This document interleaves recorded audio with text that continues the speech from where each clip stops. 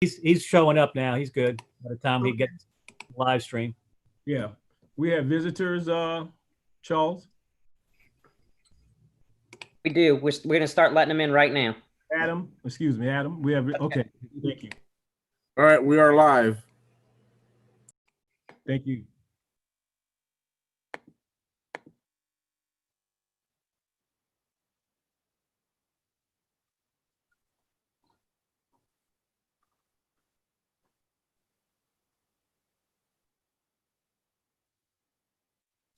So hello, everyone. And Councilman Carroll here, thanking everybody that's participating today for our council meeting for the year 2021, January 22nd, for our second meeting for the month of January. Pray everyone is doing well as we go into our meeting today. Madam Clerk. Yes, sir. I believe, Councilman, you're going to have the prayer this morning? And I want to ask, does anybody have any special intentions first before we go into the prayer? Councilman Segura. Yes, sir. Yeah, I'd just like to take a quick moment to another longstanding citizen of Kenner and activist in various community as well as professional endeavors. Miss Conchetta Shelley passed away, and she was certainly very active in the real estate business for the city as well as Hispanic cultural affairs. And so she will certainly be missed. So keep her and her family in our prayers. Mayor Zahn. Thank you, Councilman. I want to add to what Councilman Segura said, that a true leader in the Hispanic community worked with our multicultural director on the things, Rafael Sadi, on what he does, reaching out across all the Hispanic lines, and also just things with the Divine Mercy Church and St. Elizabeth School. So yes, good person in the community, somebody who gave back a lot, and it's sad that we've lost her and Marie Clessy, and also a former city attorney and prosecutor for the city, Jim Maxwell. So it seems like there's been three civic leaders that have given back to the community that we've lost just in the last couple of weeks. Thank you, Mayor. I don't see any, Councilman Wilmot. Yes, sir. Thank you, Mr. President. And I too wanted to ask for the prayers on behalf of Conchetta Shelley, and also January 15th, as the mayor pointed out, Jim Maxwell recently passed away.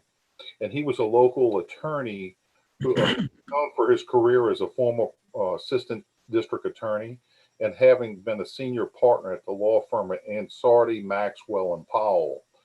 Please keep them in your thoughts and prayers as well.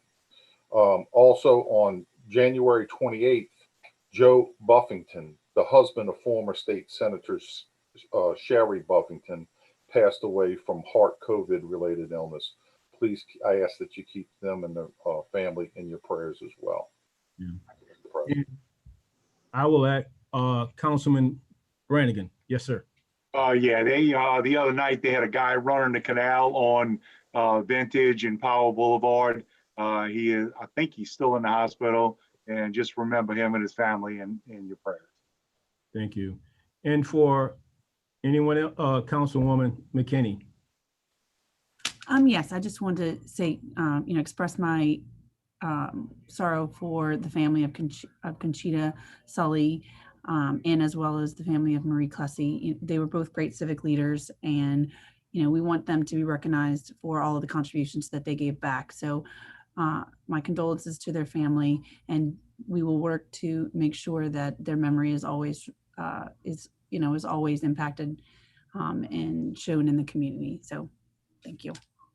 Thank you. And, I think that was the last one, but also for all of the citizens within the city of Kenner, the ones we did not mention, we mentioned people personally that we knew, but I want to take this opportunity to ask for prayers, to ask for wellness for the citizens of Kenner, that we as a community, we as a city, continue to get better, deal with the challenges with this pandemic. Thank you. Attorney Will you please lead us in the prayer? Certainly, Councilman. Let us pray. In the name of the Father, and the Son, and the Holy Spirit. Good and gracious God, thank you for giving us another day. We thank you for the hard work and dedication of our elected officials who continue to work together as a team for the betterment of our community. Bless them with the strength and patience needed to bring this work to completion. As the coronavirus continues to infect ever-increasing numbers of our citizens and so many families lose loved ones, give comfort to your people. Help us all to be mindful of those in need of encouragement and support through these difficult times. Bless as well those who rush now to provide the vaccine for our healthcare workers and our elderly. We thank you for their excellent example of service to others. May all that is done this day be for your greater good and for your greater honor and glory. Amen. Amen. And the Father, Son, and Holy Spirit. Thank you, Attorney. Chief, would you lead us in the Pledge of Allegiance, sir?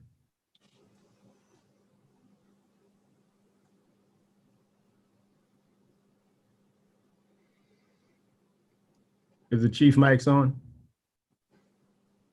Oh, police chief. Sorry about that. Gotcha. Right. Don't say anything about dime a dozen on them. Nah, I guess. You guys ready?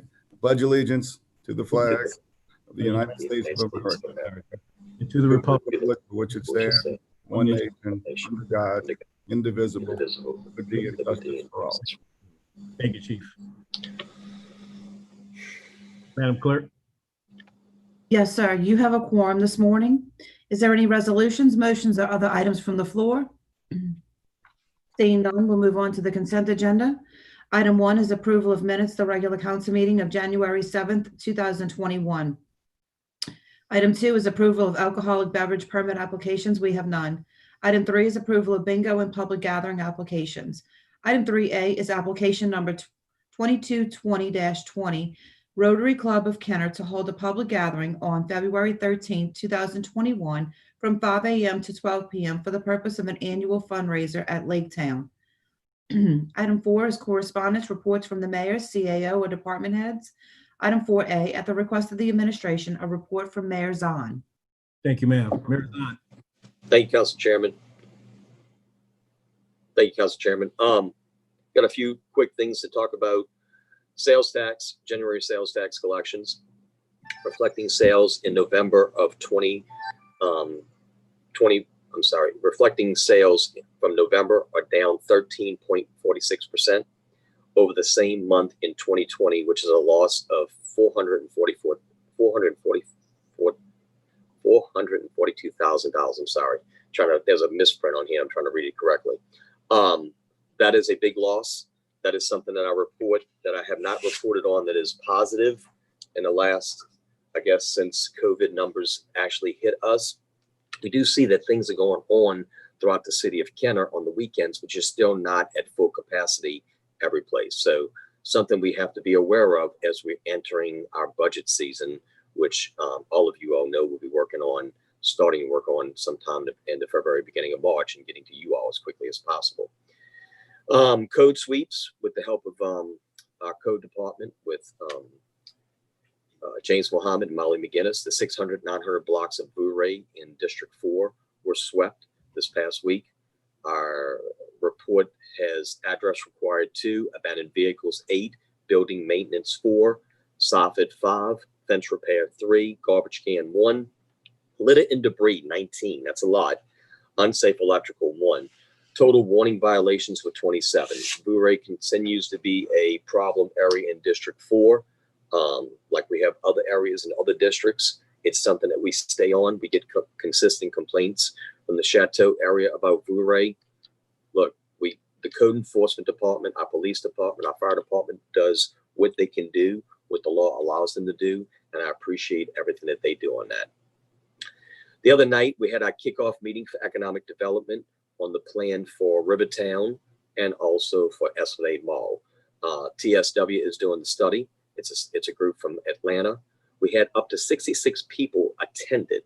I think that's really good because we put it out probably 2 weeks before that, maybe 3 weeks before that. And we had 66 people with some involvement. If I know some council members were on it, I don't know if everybody was because I could not stay the whole time. But I was happy to do the introduction and also talk about how Candace Watkins, her Economic Development Department, and also the Economic Development Committee, all those volunteers have done such a great job. Just to let you know that the data will be available on YouTube and online. We'll be reaching out with some more things. March 22nd to March 24th are the tentative dates with this pandemic going fine, that the TSW Design Workshop will be here. It'll be live in Kenner, as long as the pandemic is fine. If not, it will be by Zoom. A lot of good things going on with this. I think we hired a good group to come in and do this. The gentleman who heads it up with TSW has been very, very involved since the beginning. This is the group that was chosen by the committee. We also, what I like about them is we have a local involvement right here in the city of Kenner. Miss Linda Nugent-Smith, a Kenner resident, and also a Kenner Justin Parish realtor. So she has she's with the committee, she's with the group, with the consultant, and she has direct contact with us, with you all, my administration, and also working for this group. So that's been really, really good. And I'm happy that she's involved with it along with TSW. I am going to call on Joanne. If Joanne is on, Adam, is Joanne on? Don't think so. All right. I'm going to call on probably Deborah Foshi because I'm not familiar exactly with the event that's coming up. If Deborah can take it from here, we have an event coming up, I believe, at the Pontchartrain Center, April 5th through the 9th. Again, with everything going fine with the pandemic, to talk about, I was hoping Joanne would be here, or somebody from the wastewater department, maybe Tom, to talk about the upcoming event that I'm very glad that we're getting. But I was just given this morning, yesterday afternoon, and I hadn't had time to look at all the details. And I know Miss Massoni knows a lot more about it than what I do. In closing, after she comes up, Mayor, she's coming in now. okay. If Joanne could take it from here, that'd be great. And it'll come back to me, Greg. Okay, thank you. Sorry about that, Joanne. I should have prepared you. Event, and I'm very glad that we're getting, but I was just given this morning, yesterday afternoon, and I hadn't had time to look at all the details. And I know Miss Massoni knows a lot more about it than what I do. In closing, after she comes up, Mayor, she's coming in now. okay. If Joanne here, I don't know what's happening, Greg. Yeah, I just saw her. Hey, I hear, Joe. I hear an echo. Joanne, I should have prepared you. Not And I'm very glad that we're getting. Yesterday afternoon, and I hadn't had time to look at all the details. Sounds like we're going to listen to me quite a few times. Joanne, I think you're playing the meeting and we're hearing the delay. Mayor, she's Oh, okay. Let me see. Let me get off the other one. Here, I don't know what's happening, Greg. You're a Okay. phantom. You're being a phantom right now, man. Okay, is that better? Or maybe a parrot joined in on the Zoom. So Okay. the mayor had like 5 different introductions introducing you. So I think we got that straight, but you have the floor Okay. now. Please, please give Okay, us more information. thank you. The Louisiana Conference on Water Supply, Sewage, and Industrial Waste is the state operator association for water and wastewater personnel. It was founded in 1938, and we're having our 84th annual short course here at the Pontchartrain Center in Kenner. April 5th through the 8th, the Louisiana Department of Health will have their state certification exam on April 9th.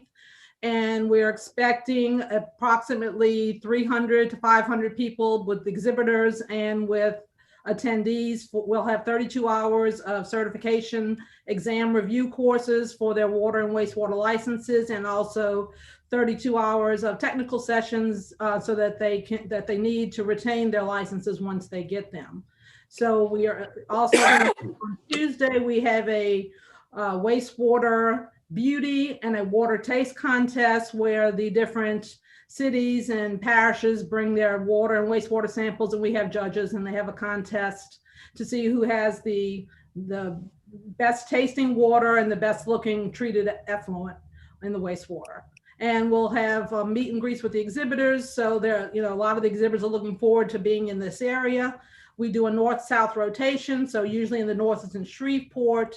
This is the 3rd time in the history of the Louisiana Conference that they're actually coming to Kenner, and we're looking forward to it. I'm the program chair, and Hubert Franklin is the exhibits chair. So we are working to get people here. We're having, we're getting attendees from little towns and villages throughout the state, and we're looking forward to having them and to show Kenner's hospitality.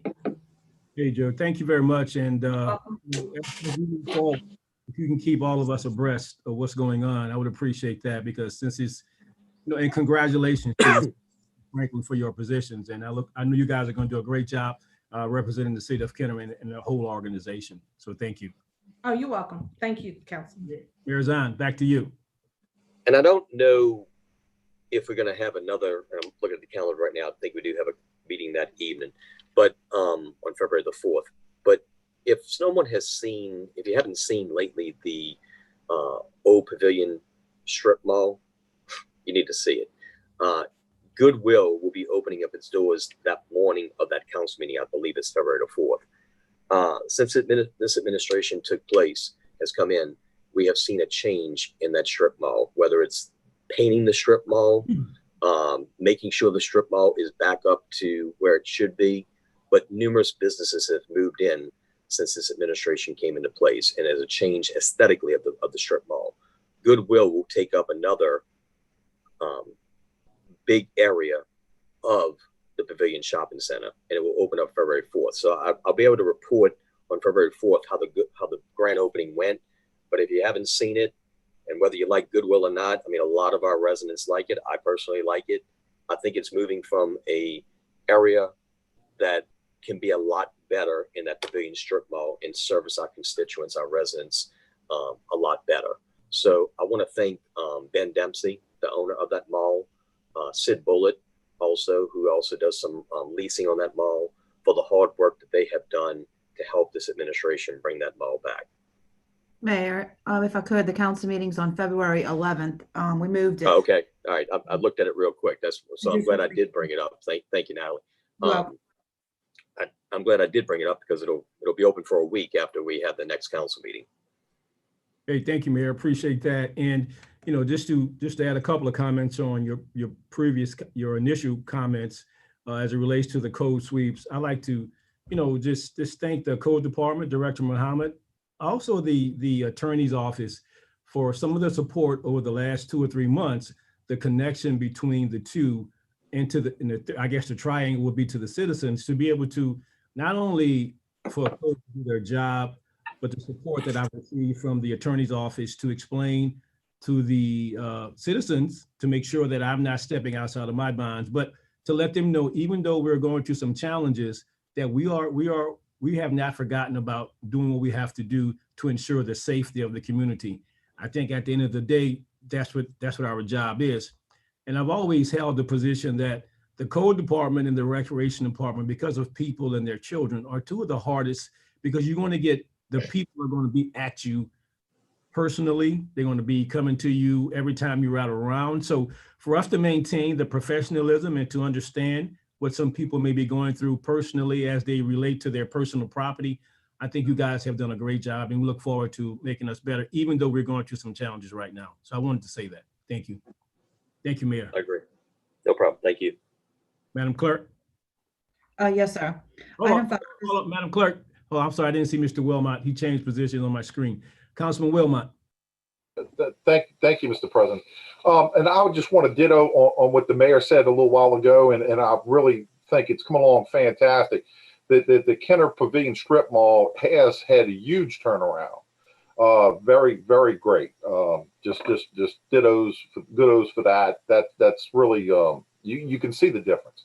There's all kind of occupants in there now. There's all kind of thriving businesses taking place, and very good, very good. Glad to see it happening. Sid Bullard, of course, I know he's in the middle of that and did a great job. The owners of the pavilion apparently have been working with the city, doing what they need to do so we can have those businesses occupied again. So thank you, Mayor, for all your hard work. I know you were in the middle of it as well. So very good.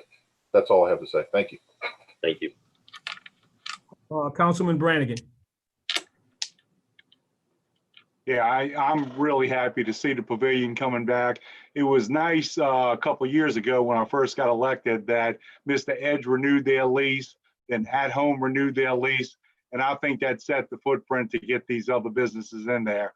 And when you look at that parking lot with Club for Fitness and the number of people they're drawing, it's just unbelievable. So it's a good thing for that development. Now we need to get some other development straight. Thank you, Thank you, Councilman. Council President. Thank you, sir. Thank you for your hard work on that. Madam Clerk.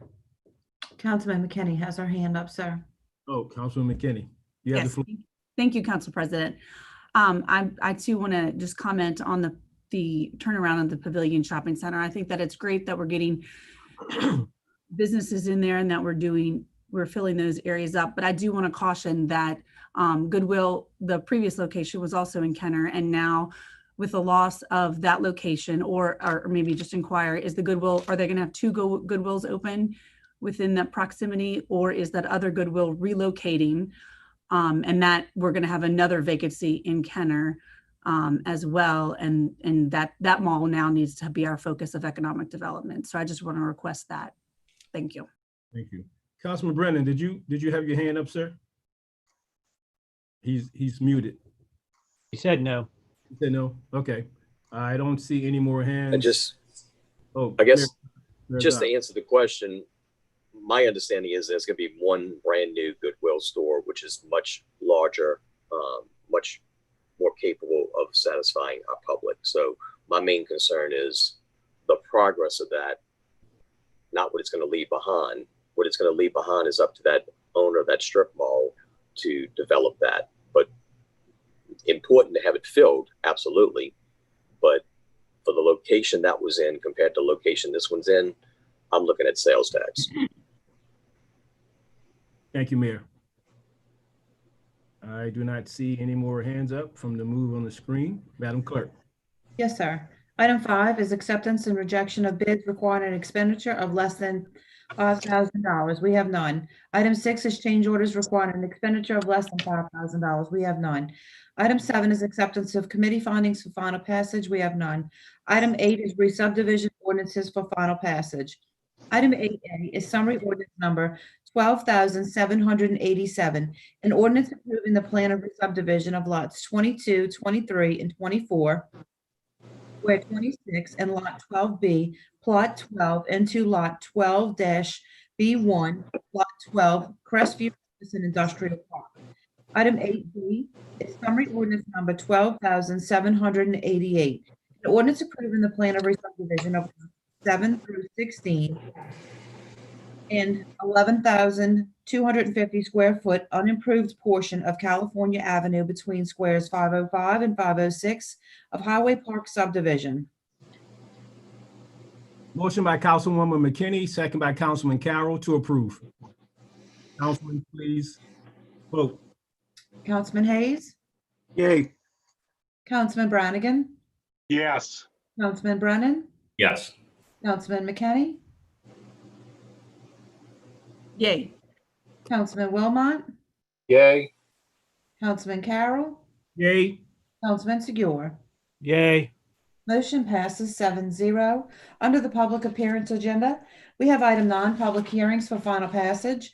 Item 9A is a public hearing regarding summary ordinance number 12,779, an ordinance setting the franchise fee to be paid by those entities providing cable or video service within the city's limits under a state-granted franchise authority and otherwise providing for with respect thereto.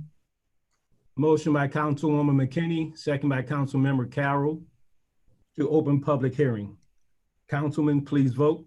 Councilman Brannigan, Yes. Councilman Brennan, Yes. Councilman McKinney, Yay. Councilman Wilmot, Yay. Councilman Carroll, Yay. Councilman Segura, Yay. Councilman Hayes. Yay. Motion passes 7-0 to open your hearing. Mr. Adam, do we have anyone to speak on this? I don't see any hands raised from the public. Thank you, sir. Motion by Councilwoman McKinney, second by Councilmember Carroll to close the public hearing. Councilman, please vote. Councilman Brennan, Yes. Councilman McKinney, Yay. Councilman Wilmot, Yay. Councilman Carroll, Yay. Councilman Segura, Yay. Councilman Hayes, Yay. Councilman Brannigan. Yes. Motion passes 7-0 to close your hearing. Excuse me. Is there a call for new business? If I could get a motion in a second to put the item on the floor for approval, sir? Hold on, Madam Clerk, we have someone speaking, trying to figure out. I believe Adam has silenced her, sir. It wasn't pertaining to the, before we close the public hearing. I hope Okay. not. Okay. If not, we'll give them an opportunity to let us know. Okay. Adam, is she requesting to speak on this item? Do you know? You may be. Do you want me to unmute her? Yeah, let's just find out. Councilman, you have closed your public hearing. You'd have to vote to reopen it. Okay, we'll catch before the next closing. Adam. Okay. Okay, so I have a motion by Councilman McKinney and seconded by Carol for approval of the item. Is there any discussion on the item? Looks like Councilman Segura has his hand up, sir. Councilman Segura. Well, I think at this point, perhaps it may be appropriate if that individual had a comment on this item, we could let them speak now. Yeah, I think it's a female. I didn't catch her, so. Vanessa Matthews was the name. Okay. So. I'm just saying though, Councilman, if you want to go back to the public hearing, you have to vote to reopen it. We can't let the public speak during this part. We have in the past. You've closed your public hearing. That's all I'm saying is Okay. But now we're discussing. You can come back and move to reopen it. It's not a problem, but you have closed the public hearing. That's all. No, Okay. I'd rather not do that. Ed, I understand that, but now that we're in the approval, I recall in the past, citizens have come up and been able to speak during this portion also. So I'm just looking for continuity, which one we should do. If you've closed the public hearing, this is the time for you all to debate, not the public to address you. If you, and it may have occurred in the past, Councilman, I don't remember that, but it may, but if y'all, it's your meeting, you can do what you would like to do. I'm just giving you the way the rules work. And yes, you can let her speak if you want to, but it would be following the rules of order to have to reopen the public hearing to let her speak during that portion. But it is up to the council chair. Well, yeah, we're gonna follow the rules, and that may have happened in the past. Okay. We'll follow the rules right now, and then we'll recognize the lady for short, Miss. Okay, well then, I would also at this time then ask, particularly whether it be the administration or city attorney, to explain what this is about. I'm gonna turn it over to our city attorney, because this is something he approached the administration with that I did speak to the council about, but you're all, Councilman Segura, you're correct. I think the public needs to know what's going on. So thank you. Ed? Yes, this is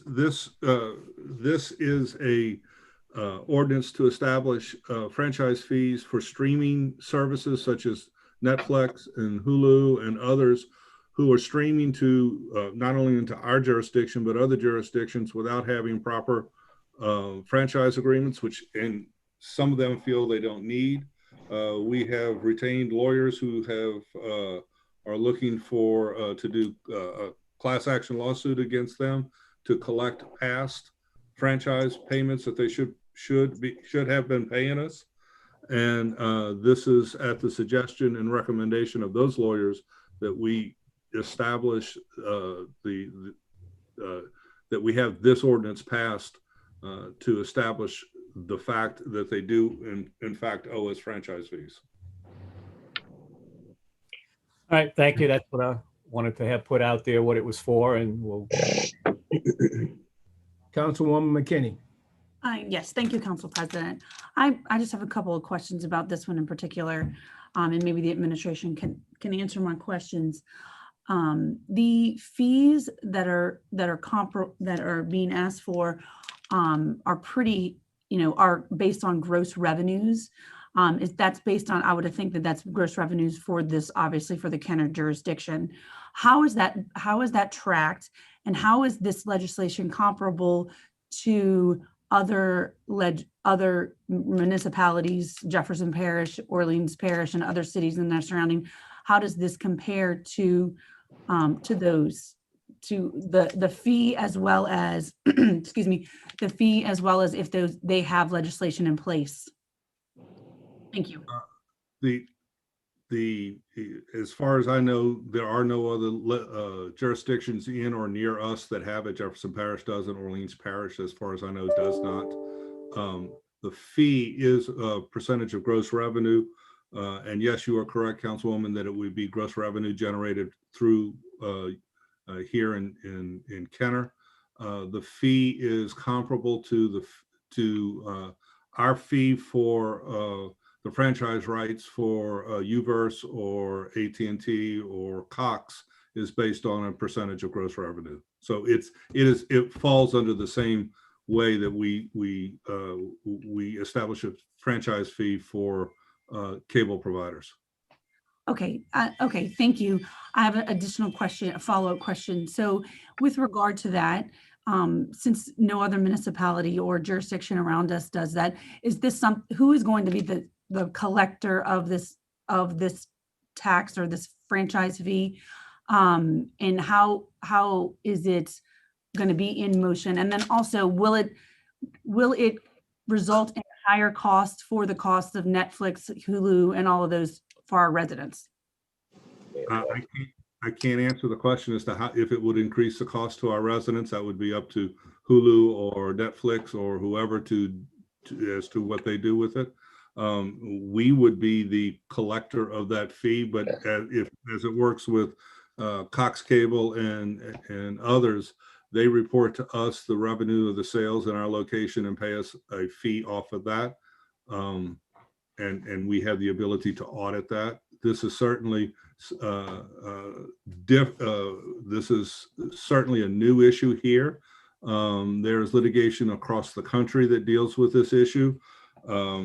We have in our negotiations with Cox in particular told Cox that and actually AT&T too, that we are owed a franchise fee off of the streaming services that use their cable to get to us. And the answers from Cox and AT&T is no, that's not our. We don't control that. That's not ours. You need to go to the individual streamer, Netflix, Hulu, and whoever else, and that's exactly what we're doing.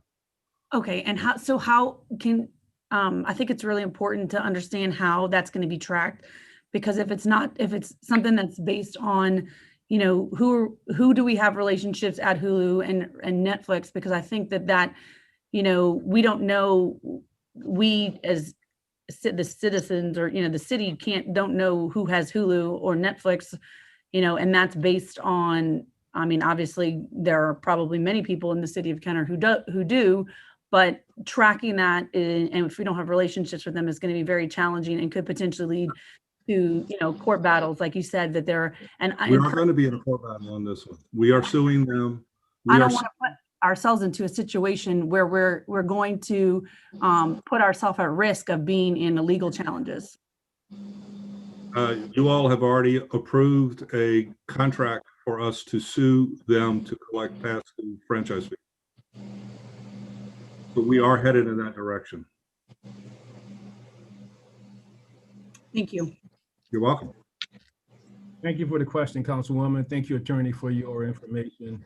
And, as always, as things change, as people move forward, they're going to be litigation sometimes on things. And I think as long as we are doing the best thing for our citizens, we have to be able to adjust whatever comes our way.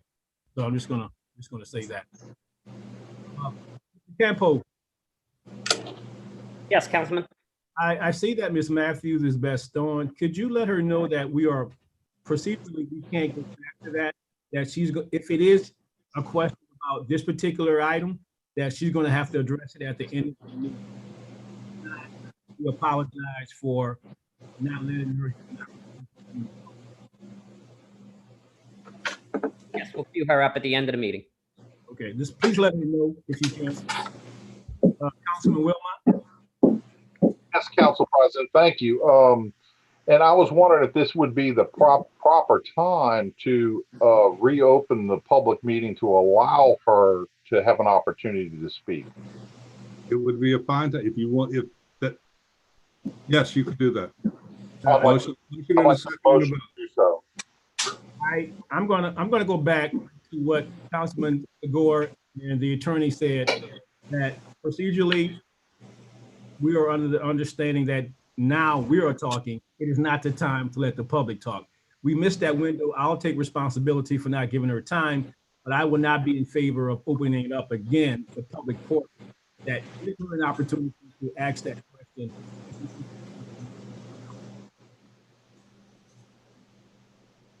Because we're talking right now. It's not the public. Well, at the conclusion of our finishing talking, I'd like to see if we can revisit Ms. Matthews, the ability, and afford her the ability to make any comments that she would like to make. So, attorney, without breaking protocol, is that something we can do without having to open it up again? Because I don't want to do that. Is that something that we could do? It would require, I believe it would require reopening the public hearing portion of this ordinance. Yeah, well, again, I apologize for that. Councilman Segura. Well, and I was just going to say, I don't think procedurally we can just open it. We have to close this vote and then open, correct? Yes.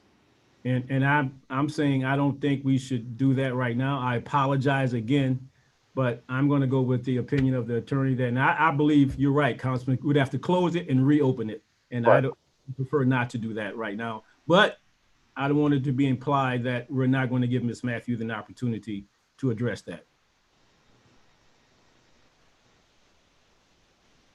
So I have a motion on the floor by Councilman McKinney, seconded by Carroll for approval on the ordinance. Is everyone ready to vote at this time? Question? Councilman Wilmot? Yeah, a legal question for Mr. Rapier.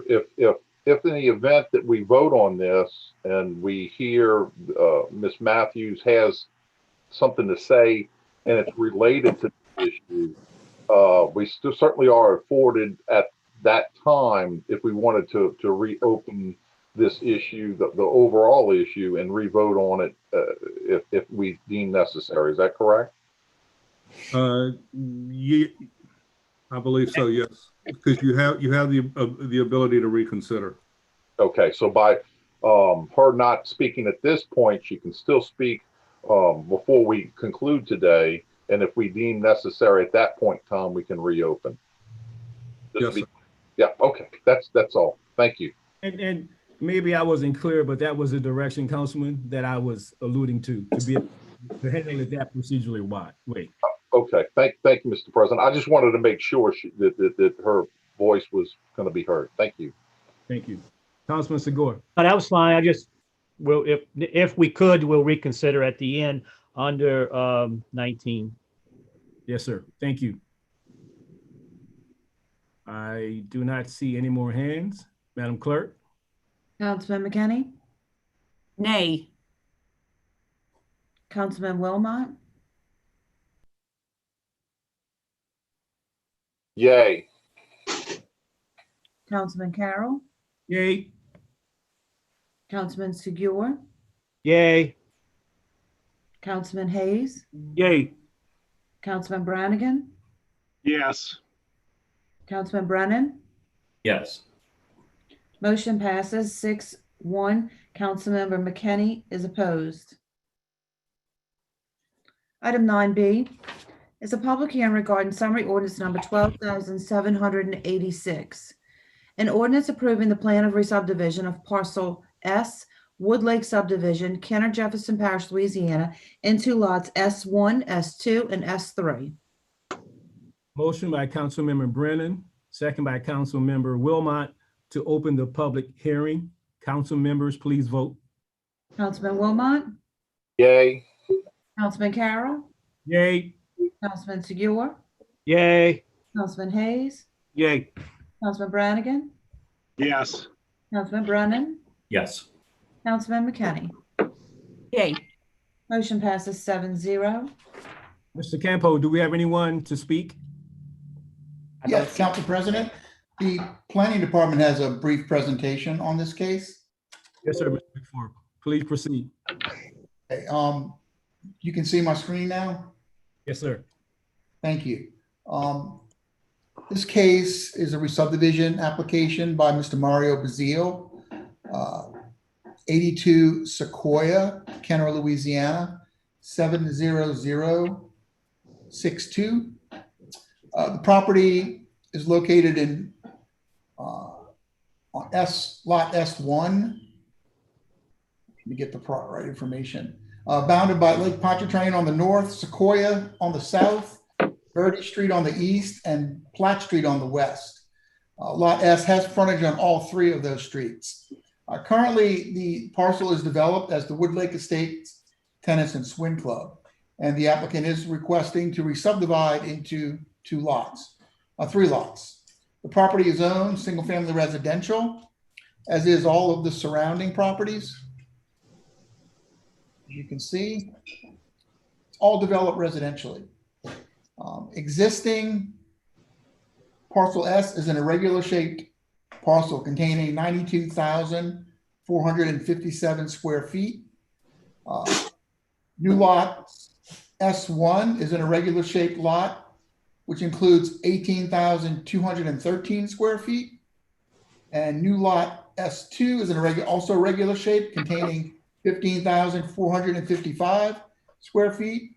Finally, new lot S3 is also an irregular shaped lot and includes 58,754 square feet.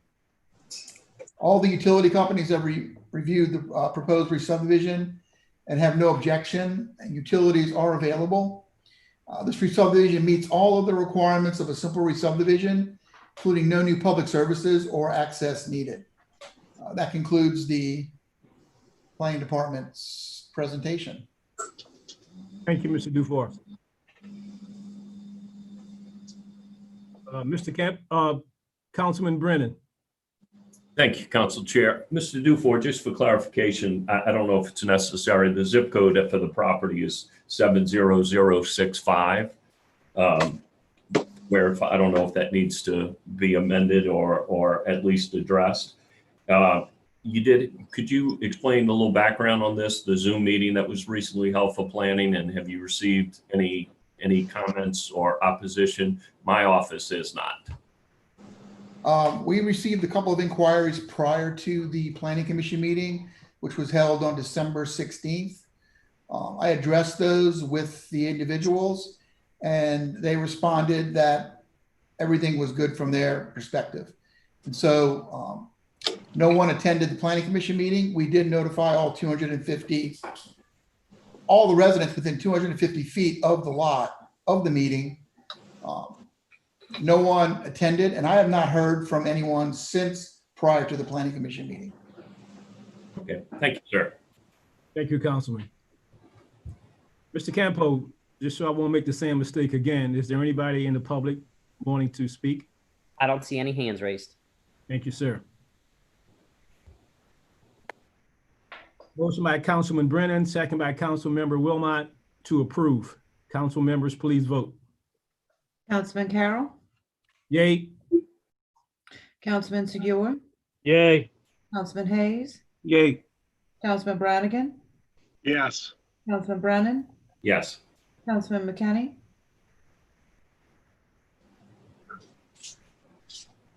Yay. Councilman Wilmot. Yay. Motion passes 7-0.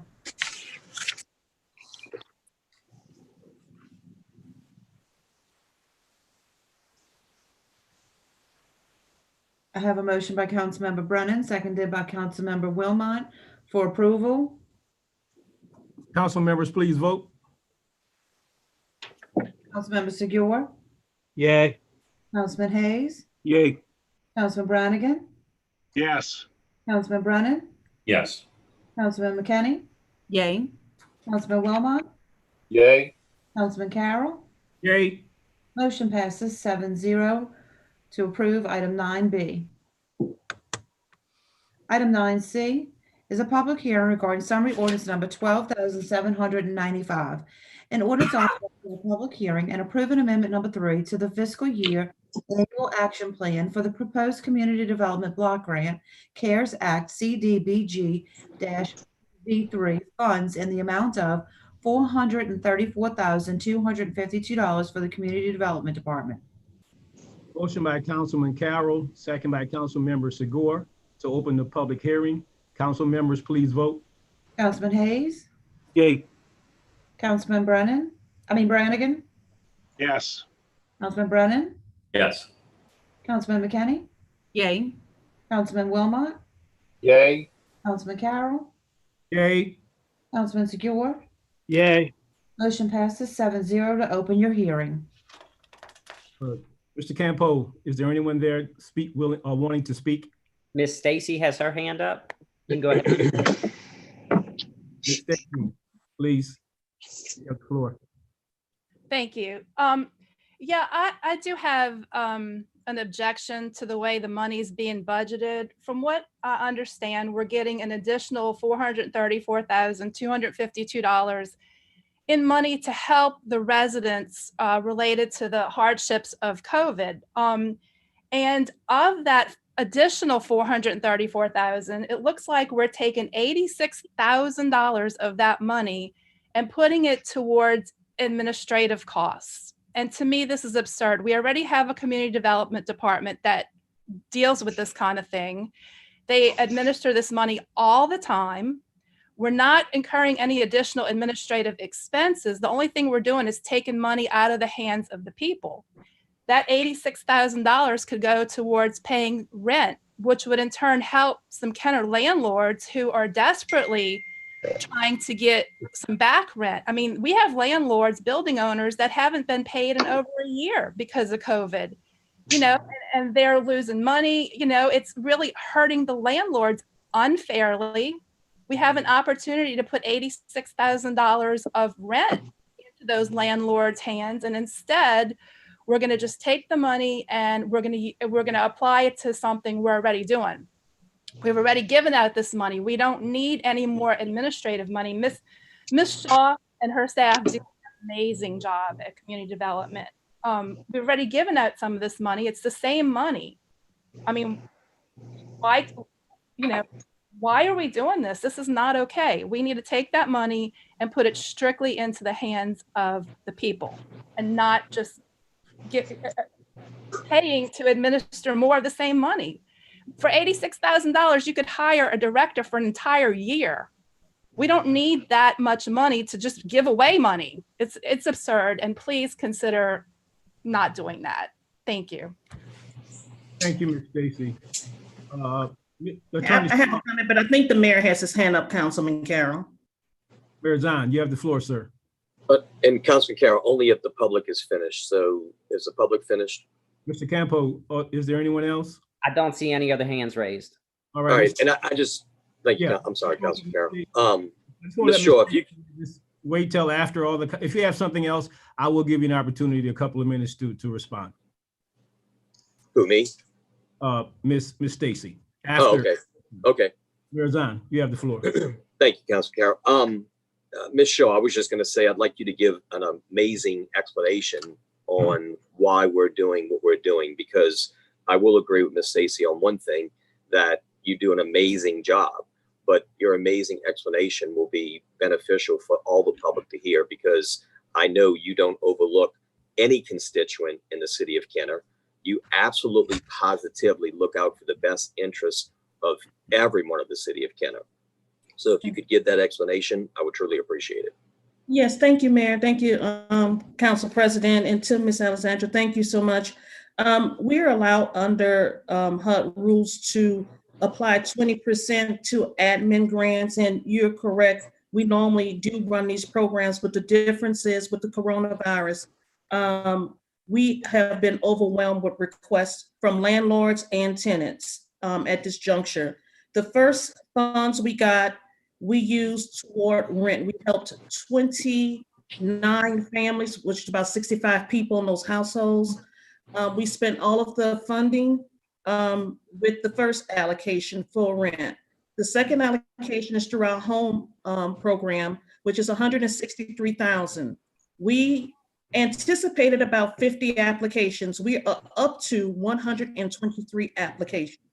We've had to get assistance from a subrecipient to come in and help us, because not only do we need to get people eligible for the program, but we have to case manage them by HUD's rules and by policies and procedures, because we have to put people to the point to make them understand that we're putting them in a position to remain stable. But at some point, we only have enough money to give away. So we have that money allocated because we've had to bring in other people to assist, to make sure, because with the home program, it was a little bit different with the CDBG program. Home requires more documents, it requires more case management, and all of that's required under the TBRA. That's the Tenant-Based Rental Assistance Program under HUD.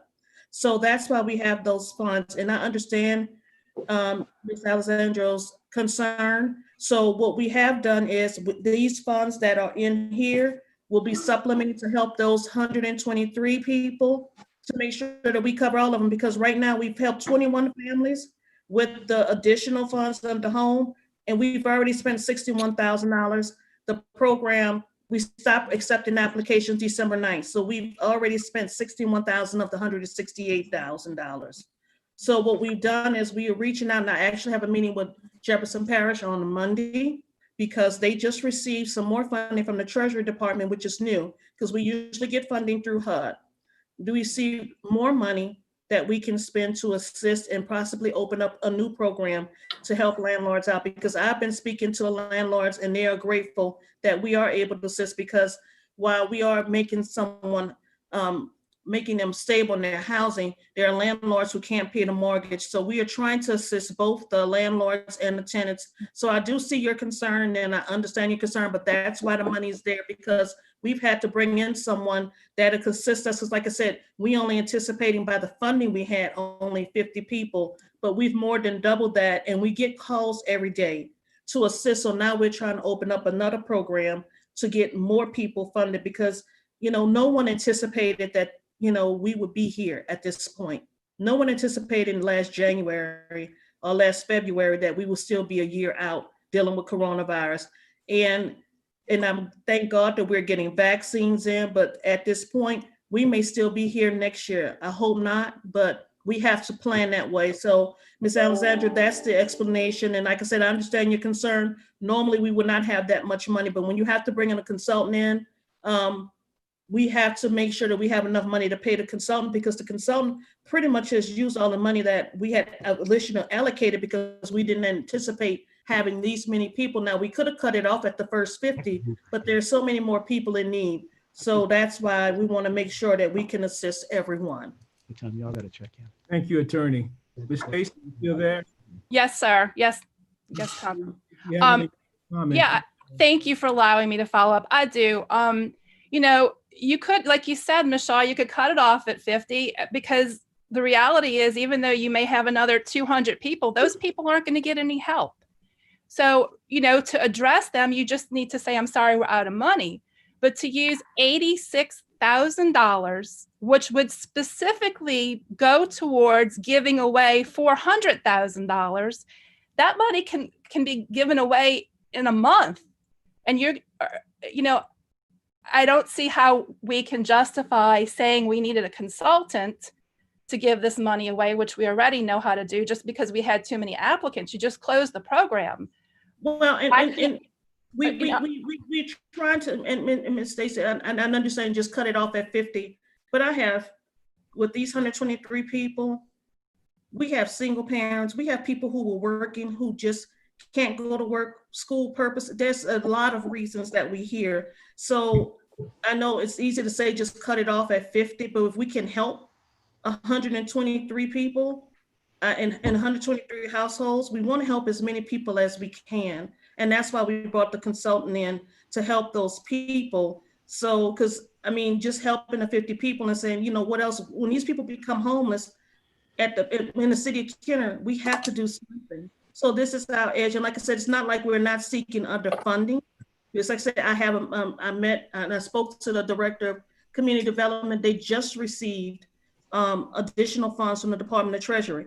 I am advocating for the city of Kenner because we are the largest municipality in Jefferson Parish. So I'm advocating for us to get more money so we can help even more people, because like I said, we have people calling the phones all day, every day to see. We have landlords calling saying, can you help my client? And right now we're putting people on hold, just seeing if we can get more money. Like I said, I understand it, and normally we would not, and like I said, we are allowed under the law up to the 20%. So we've not exceeded HUD's rules. And I understand what you're saying about the giving to, help. Like I said, we're trying to help as many people as we possibly can, and we are seeking other funding.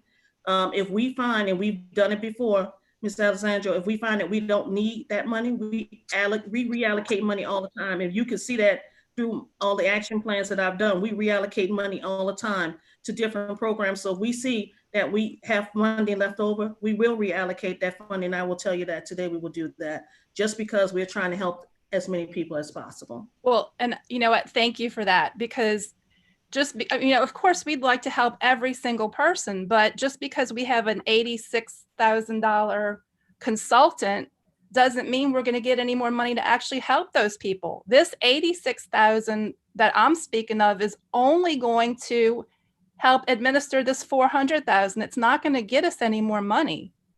It's just, the fact is we can only help a limited amount of people with the money we have, and to spend $86,000 just to give away this $400,000 isn't going to get us any more money. If it was getting us more money, then that would be awesome. But I think it's way too much, and I really don't think we should be paying somebody $86,000 to give away a $400,000. I appreciate what you're trying to do, and I know if you could help everybody, you would. But and you're saying you may reallocate. I really hope that you can, because I don't think it's going to take $86,000 to give this small amount of money away. But I do appreciate what you do. Thank you. Stacey, we appreciate your question. Thank you, Attorney Shaw. Mr. Campo, are there anyone else in the public wanting to speak? Has his hand raised. Mr. Who? Mr. Brown. All right, Mr. Brown, please. Okay, thank you, Adam. Thank you, Mr. President. I agree with Stacey Alessandro, and I must say that this is an item I had not paid particular attention to until Stacey brought this agenda item to my attention, and then also when I heard what she said about it a while ago. I agree with her on 2 points. First off, I agree that Timothy Shaw does an awesome job with her department. They do great work. I have no complaints there whatsoever. But it does seem to me that paying $80-something thousand, for administrative fees or for a consultant seems awfully high for an existing program.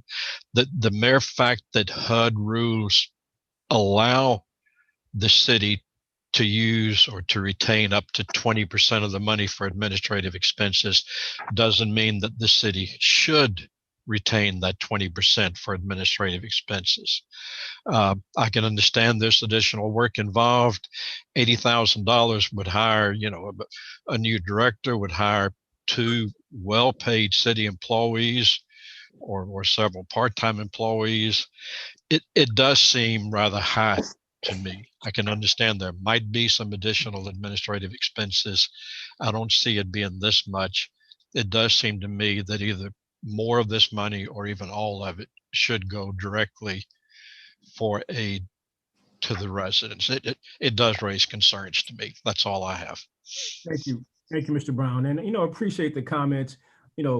Before we close out, I'm just going to say that with the circumstances with COVID, the city, landlords, constituents are dealing with some new things. And I think as we go forward, we will become better in allocating funds and providing services. So it's good to hear that the attorney says that we will be looking, this is a moving target. It's not shut and closed, that we will continue to look at this and to make adjustments accordingly.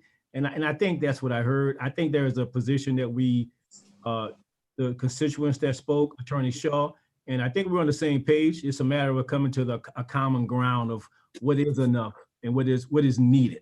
And I think that's where we are. And I think we will get to that. We look forward to hearing additionally from Attorney Shaw in the future as we go forward. Thank you all. Mr. Campo, anyone else? Councilman Brannigan has his hand up, sir. Councilman Brannigan. Yes, sir. I got a question for Timothy. the 20% equals the $86,850. What I heard was if that money is not used for administrative costs, it goes back in to the funding. And I guess the question is that $86,850 spent on administrative costs now? No, sir. That's cost that we may spend, and we just put in the maximum because that's what's allowed under the law. But we may spend 15,000 of the 86,000, but we don't know until we complete the program. Okay. And helping those people who are already in the 123 individuals. So let's say it's 15,000, then we would have 71,000 going back in to be able to be distributed to people. And let me tell you, I know you do a great job, and I can't imagine that you would go and waste the money. I mean, what I'm hearing is that we got, this is allowed by the federal government, okay? But you manage this department, and if you only spent 15,000 on administrative, the balance would go back and be available for the people. It would be available for it would be available to put back into another program, the rental assistance program. It would be available because we have to, every dollar that's allocated from HUD has to be spent. So it's not something we can keep in our pocket and just wait for it. We have to spend every dollar that we have. So that's why when I come before you and you see Amendment 1, Amendment 2, that means that we're allocating dollars to put them to another purpose, because every dollar at the end of the day, it may be 2 or 3 years, but it's going to be spent on programs in the city of Kenner. So we don't give any money back in the city of Kenner.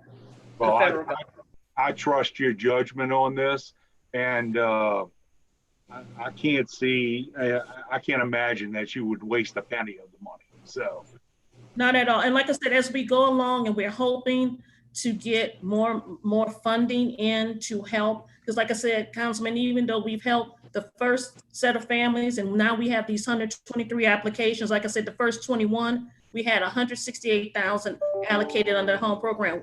With 21 households, we've already spent $61,000. And the thought process to not, administratively waste the money is, what stands out, and yes. I know that you wouldn't do that. So absolutely not. And now what because we already have a company that's come on board to help us, because like I said, to administer the home program, you have to make sure you have monthly calls. You have to make sure these people are still there, because you don't want to be spending money on people who've moved, I got you. Yeah, so we have to make sure, and we're working with Jefferson Parish and the state to make sure no one's duplicating benefits. We found someone who was duplicating benefits, but that's because we have that working relationship with other municipalities and other entities to make sure that we are helping the people and getting the funding to where it actually needs to be. So just because it says 86,000, and I want Ms. Alessandro and Mr. Brown to know, it does not mean that we can't come back and reallocate it. We just want to make sure that we have someone to assist us. So when we do spend this money and HUD comes back and we have an audit, we want to make sure that we've spent the money correctly, because if we not, it comes out the general fund. Okay. Thank you, Tamithia. Thank you, Councilman. Mayor Zahn. Only if all the other council people have spoken. I don't want to jump ahead. Councilwoman McKinney. Go ahead. I'll wait to the end, Councilman. Okay. Thank you, Council President. I just have a clarifying question. And Tamithia, I just want to echo what everyone else has said. I trust you, and I believe that you're going to make the best decisions based on what you can give back and help the community and all of the community members. I just want to find out, so currently you do have a consultant that has been working with you, and are they on a retainer or a contract already? So it would just be an extension of their contract. Yes, because we just didn't anticipate this many people applying for the program. We just didn't anticipate that, we would have to, we didn't anticipate when we made this back in June, because this is when it was made in June. We didn't anticipate it would now January that we would still be dealing with people being unemployed. We just didn't have all the answers back in June of last year, because this was ultimately when it came about, when we got a consultant to come in to do it. So like I said, we only anticipate using some of these funds, and then we can open up hopefully another program, like I say, to help those people who are calling us everyday, Councilwoman. Great. Again, and I know, yes, and I know I've spoken with you about it. So I appreciate all the hard work that you do. I have great faith in you, and I just wanted to make that clarifying question. So thank you very much. I appreciate it. Thank you. Mayor Zahn? I just want to say that when I started this off, I said that we all have faith in Tamithia Shaw for the job that she does. I don't think any of you all, from a councilman from South Kenner to Mid Kenner, Central Kenner to North Kenner, if you've had an issue with this need, with this department, if you call Tamithia, she's on it, just like all of our directors. But this is something that this is a public service that deals directly with constituents in need. The common comment in all 5 people, including myself, that have spoken is Tamithia does a great job. It is puzzling why we're still on this if she does such a great job, because I agree, she does a fantastic job. But it seems that when she wants to make a decision, some have an issue with it. Well, this is what we entrust in her. This is what I entrust in the directors when I hire them. This is what you entrust in them if you have to say yes, if you have to ratify one of the directors or position. You all agree with me that she's doing a great job. My ending comment is, let her do her job. Thank you, Mr. Mayor. And I want to thank Mr. Brown and Ms. Stacy and everyone that has talked. And while I agree with the mayor, I think it is good to have dialogue. It is good to be able to explain some things that may be kind of foggy. And I'm taking that position because I have been on the council a number of years, a little bit more than some people, and have had to directly work with community development, because particularly at one point it was more for District 1, but it has started to evolve and to move further north to include other districts. So because of that, I'm a little bit more astute of different things. And to address Ms. Attorney Shaw, to the point, and this is where I agree with the mayor, I don't want Attorney Shaw to feel, nor will I question, and I apologize if anyone has indicated that we are questioning her ethics. So I don't have to say I do this and I do that, because I understand that, not only because I work with the city of Kenner, but with the parish, with the state. So that should never come up. And I just want to make sure she doesn't take that personally about I trust. And when you say that, that means sometimes you may think you don't trust. So I just want to get that clear right there. And because of my years on the council, amendments have always come up to adjust the funding. We've never had a pandemic. And it is good that Ms. Stacy brought up the question to find out, well, with maybe thinking that all of it just automatically went there. No, that's not going to happen. As we do with community development all the time, we adjust and move the money to be able to support different things that come up in the city. And there may be other things that's coming up in the city of Kenner, and we're going to have to adjust accordingly. So I understand that. I appreciate the comments, and I thank for the dialogue, and I look forward to adjusting accordingly as we have to. So thank you. Mr. Campo, anyone else? I see no other members of the public that want to speak, but I believe Councilman Wilmot has his hand raised. Councilman Wilmot, you have the floor. Thank you, Mr. President. And I just wanted to chime in.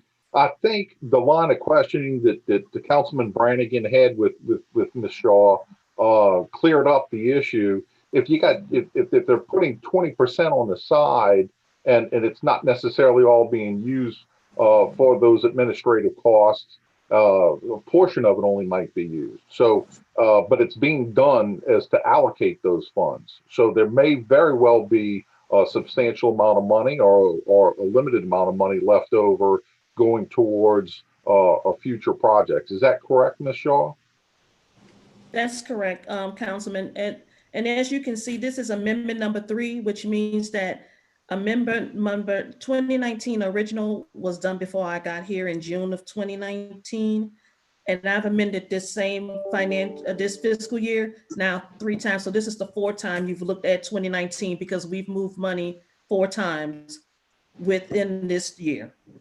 So More money with 4 times within this year to, allocate for different needs of the city.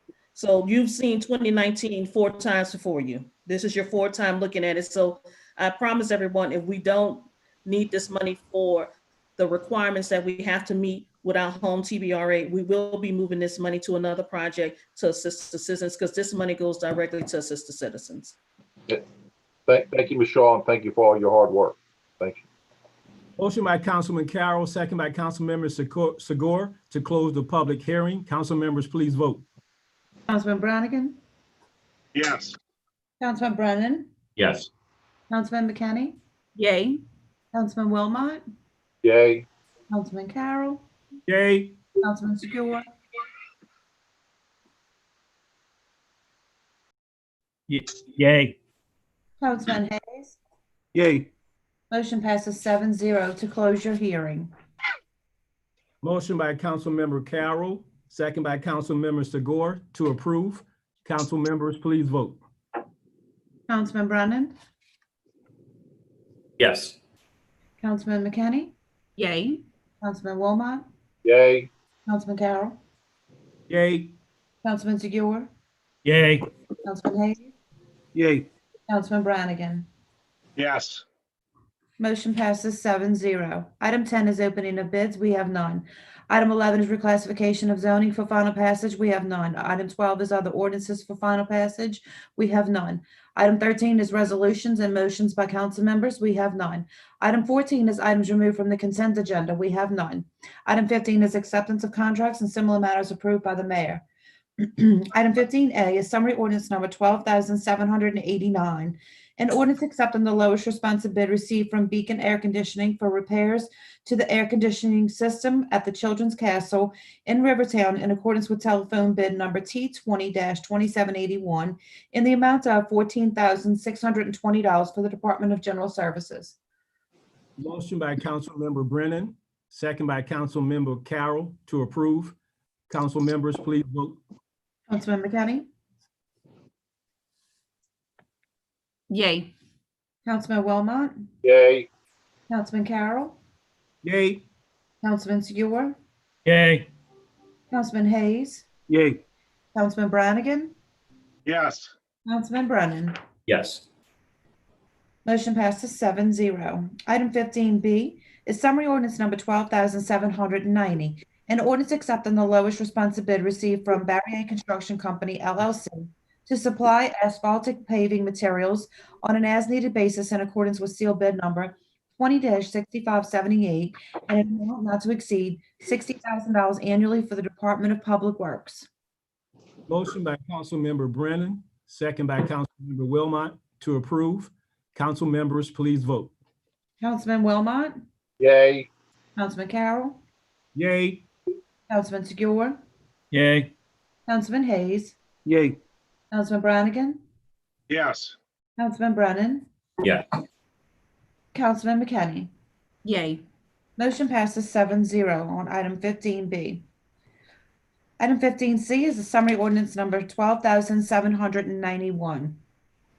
An ordinance accepting the lowest responsive bid received from Carlo Detta Incorporated to supply ready-mix concrete in accordance with seal bid number 20-6576 and an amount not to exceed $75,000 annually for the Department of Public Works. Motion by Councilmember Segura, second by Councilwoman McKinney. Council members, please vote. Councilman Carroll, Yay. Councilman Segura, Yay. Councilman Hayes, Yay. Councilman Brannigan, Yes. Councilman Brennan, Yes. Councilman McKinney, Yay. Councilman Wilmot. Yay. Motion passes 7-0. Item 15D is summary ordinance number 12,792. An ordinance accepting the lowest responsive bid received from TI Contracting LLC, doing business as Trucking Innovations LLC, to supply batcher dirt and sand delivered on an as-needed basis in accordance with seal bid number 20-6577 and an amount not to exceed $70,000 annually for the Departments of Public Works and Recreation. Motion by Councilmember Wilmot, second by Councilwoman McKinney to approve. Council members, please vote. Councilman Segura, Yay. Councilman Hayes, Yay. Councilman Brannigan, Yes. Councilman Brennan, Yes. Councilman McKinney, Yay. Councilman Wilmot, Yay. Councilman Carroll. Yay. Motion passes 7-0. Item 15E is summary ordinance number 12,793. An ordinance accepting the lowest responsive bid received from Ram J Construction LLC to provide concrete flat work in accordance with sealed bid number 20-6576 and an amount not to exceed $125,000 annually for the Department of Public Works. Motion by Councilmember Brannigan, excuse me. Second by Councilmember Wilmot to approve. Councilman, please vote. Councilman Hayes, Yay. Councilman Brannigan, Yes. Councilman Brennan, Councilman Brennan says yes. Councilman McKinney, Yay. Councilman Wilmot, Yay. Councilman Carroll, Yay. Councilman Segura. Yay. Motion passes 7-0. Item 15F is summary ordinance number 12,794. Ordinance accepting the lowest responsive bid received from Hubs Property LLC for improvements to the Annie Washington Transitional Housing Building in accordance with bid number 20-6553. Motion by Councilman Carroll, second by Councilmember Wilmot to approve. Council members, please vote. Councilman Brannigan, Yes. Councilman Brennan, Yes. Councilman McKinney, Yay. Councilman Wilmot, Yay. Councilman Carroll, Yay. Councilman Segura, Yay. Councilman Hayes. Yay. Motion passes 7-0. Item 15G is a resolution approving change order number 1 to the construction agreement with Gottfried Contracting LLC dated October 20th, 2020 regarding the 39th Street and Powell Boulevard Sewer Lift Station Upgrades Project, increasing the agreement amount by $9,539.51. Motion by Councilman Wilmot, second by Councilman Brennan to approve. Council members, please vote. Councilman Brennan, Yes. Councilman McKinney. Yay. I'm sorry, you.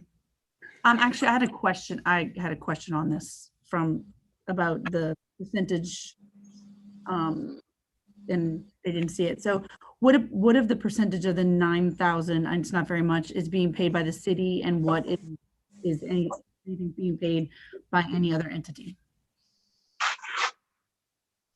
Point of order. Councilwoman, can you repeat that question again? I didn't get it all. Oh, Greg, yeah. Tom called for a point of order because just a We're question. voting, I know, so that's why I wanted to. I know, but we've already started a vote.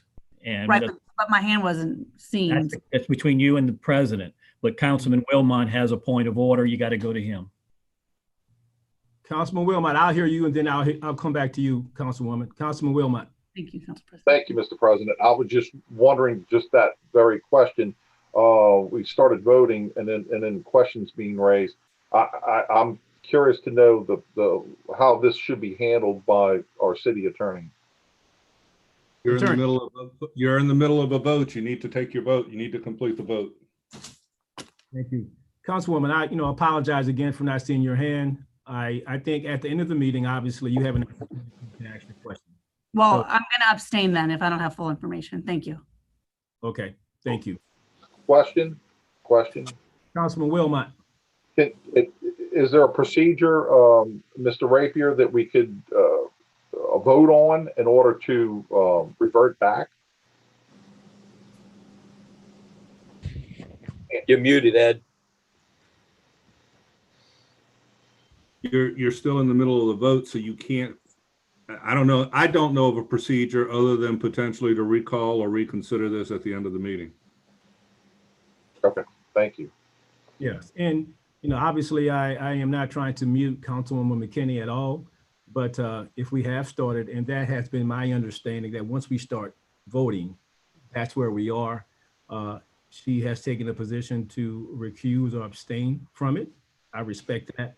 If she wants to talk more about it after, that's her prerogative as well. Thank you, attorney. So Madam Clerk, where are we? I got a little, are we? We're in the vote. Councilman Wilmot is next. Councilman McKinney has abstained. Councilman Wilmot, Yay. Councilman Carroll, Yay. Councilman Segura, Yay. Councilman Hayes, Yay. Councilman Brannigan. Yes. Motion passes 6-0. Councilmember McKinney has abstained. Item 16 is ordinances and resolutions in summary for first reading. Item 16A is an ordinance approving a professional services agreement with MSMM Engineering LLC regarding Lincoln Manor Subdivision drainage improvements, state facility planning and control, project number 50-MF1-20-01 in an amount not to exceed $164,250 for the Department of Public Works. Item 16B is an ordinance accepting the lowest responsive bid received from Barrier Construction Company LLC to provide asphalt street maintenance in accordance with the sealed bid number 20-6584 in an amount not to exceed $1 million annually for the Department of Public Works. Item 16C is an ordinance accepting the lowest responsive bid received from Peretz to supply uniforms citywide in accordance with sealed bid number 20-6582 and an amount not to exceed $30,000 for the Department of General Services. Item 16D is an ordinance approving amendment number 1 to the agreement with Dom Development Corporation for the miscellaneous carpentry work labor only, increasing the agreement of $90,000 to a new not to exceed amount of $150,000 for the Department of General Services.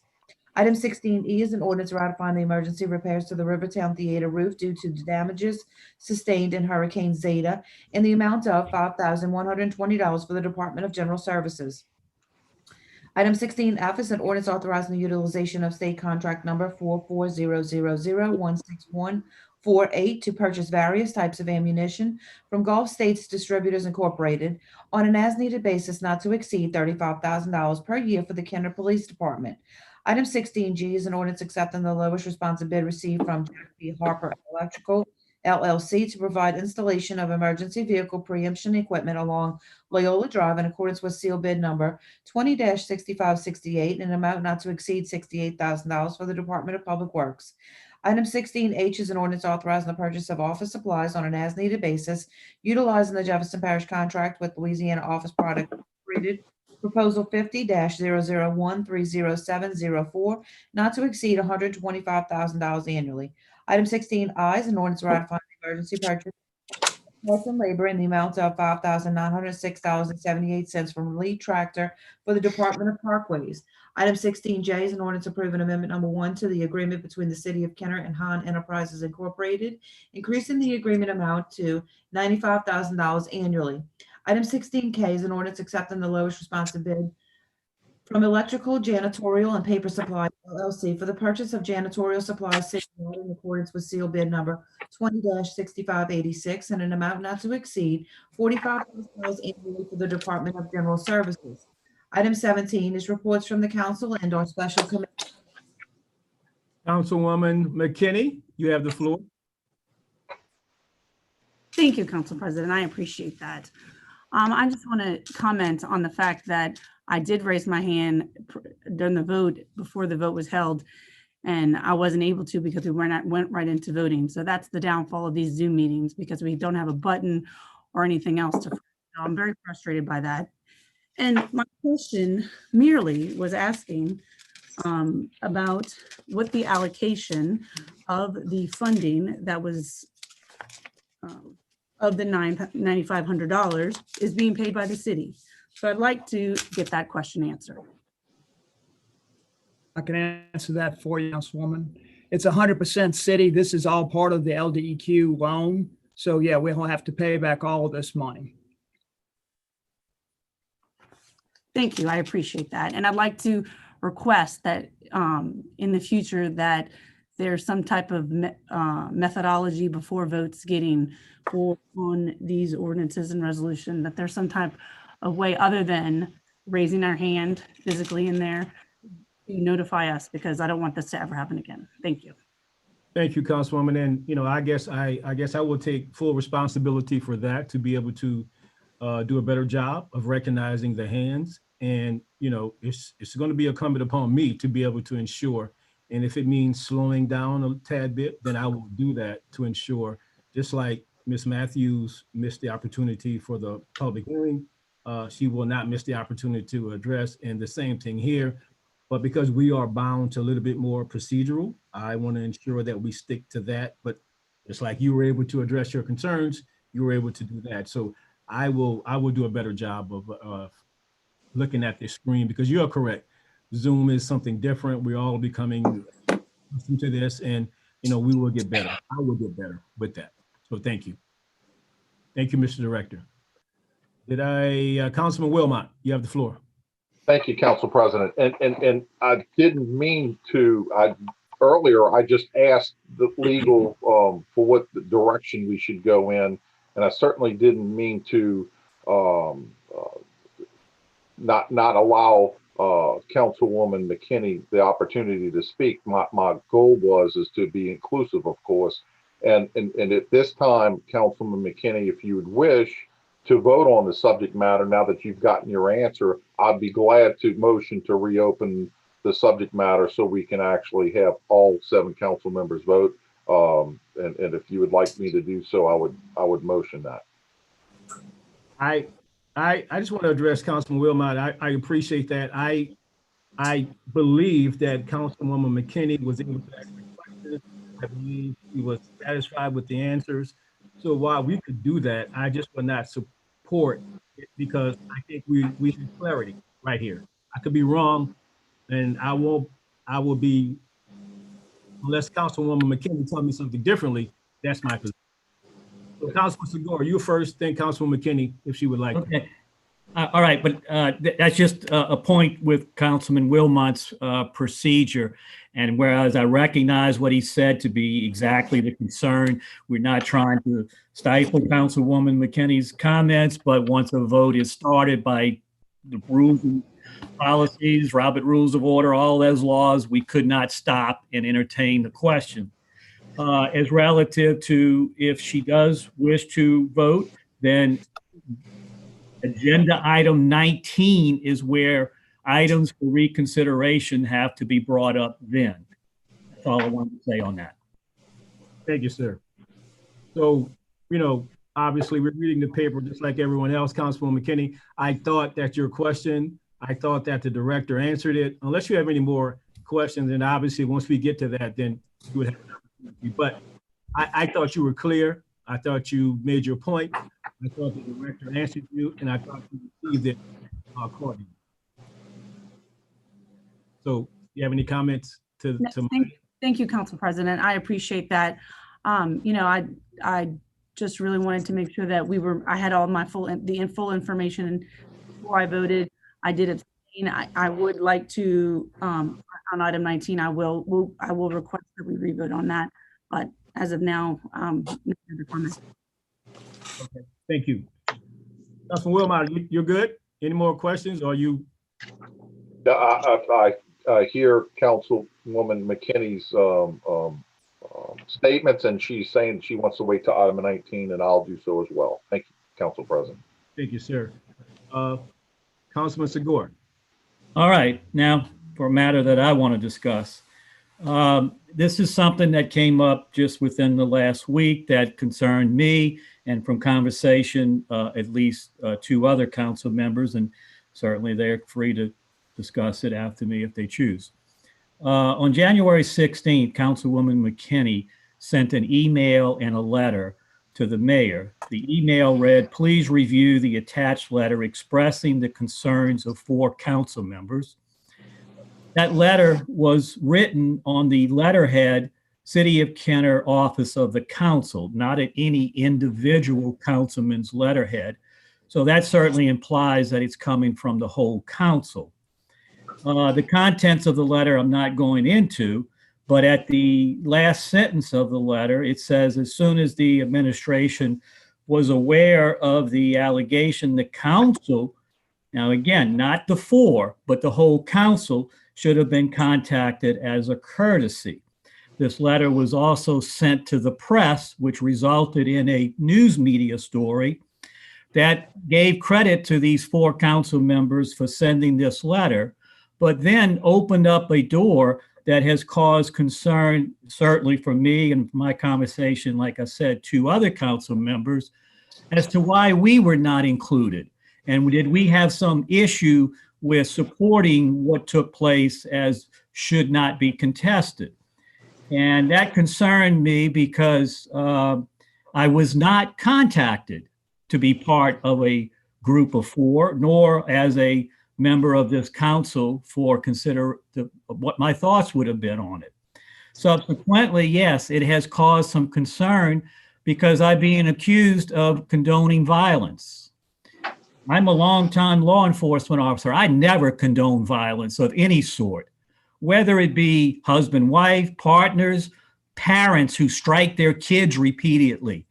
No violence is ever warranted. So that is what I would have said if I'd have been contacted. But the other part is we live in a state, we live in a country with laws, and we have due process. And that due process has to take its place. Allegations can be made, but you cannot, in theory, do anything until the due process takes its place as far as penalties. So that's what concerned me more so, was that this letter was pushing for a penalty without the due process. So I would wish and hope that Councilwoman McKinney, who sent this, would explain why I was not contacted to be part of it. And whether the other council members who I talked to concerned also, that's up to them. But I take it very harshly that I was not contacted to be asked for my thoughts, which I would have just said the same thing I just said. No, I don't condone violence, but I do support due process. Councilwoman McKinney, you sent the letter. Can you tell me why I wasn't contacted? So Councilwoman McKinney, before Councilman Hayes has his hand up, I'd like to hear from him. Councilman Hayes, you have the floor, sir.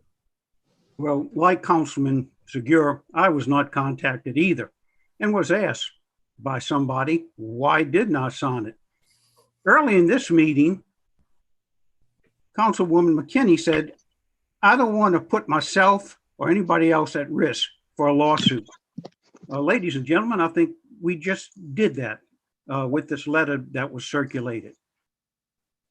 The city has a long-standing policy regarding these issues. And I don't think at this point it would really be beneficial to anybody to talk about what was done. The 4 people that signed that letter, I really believe is not part of the process that the city has regarding situations like this. And I don't think due process was done. If the DA does not accept charges on this, we are holding a bag of problems. That's all I have to say. Thank you, sir. Councilwoman McKinney, you have the floor. I'm not going to say anything on this matter, and the only thing I will say is that I simply sent the email. Thank you. Thank you, Councilwoman. All right, well, Council, the point then, my continuation is that by this action, without truly contacting all council member, but using letterhead that implies it is for the whole council, and in a sentence implying that the whole council needs to be aware of allegations of wrongdoing by personnel, which does not go into the due process, is where a concern comes in. And I just want to give an example.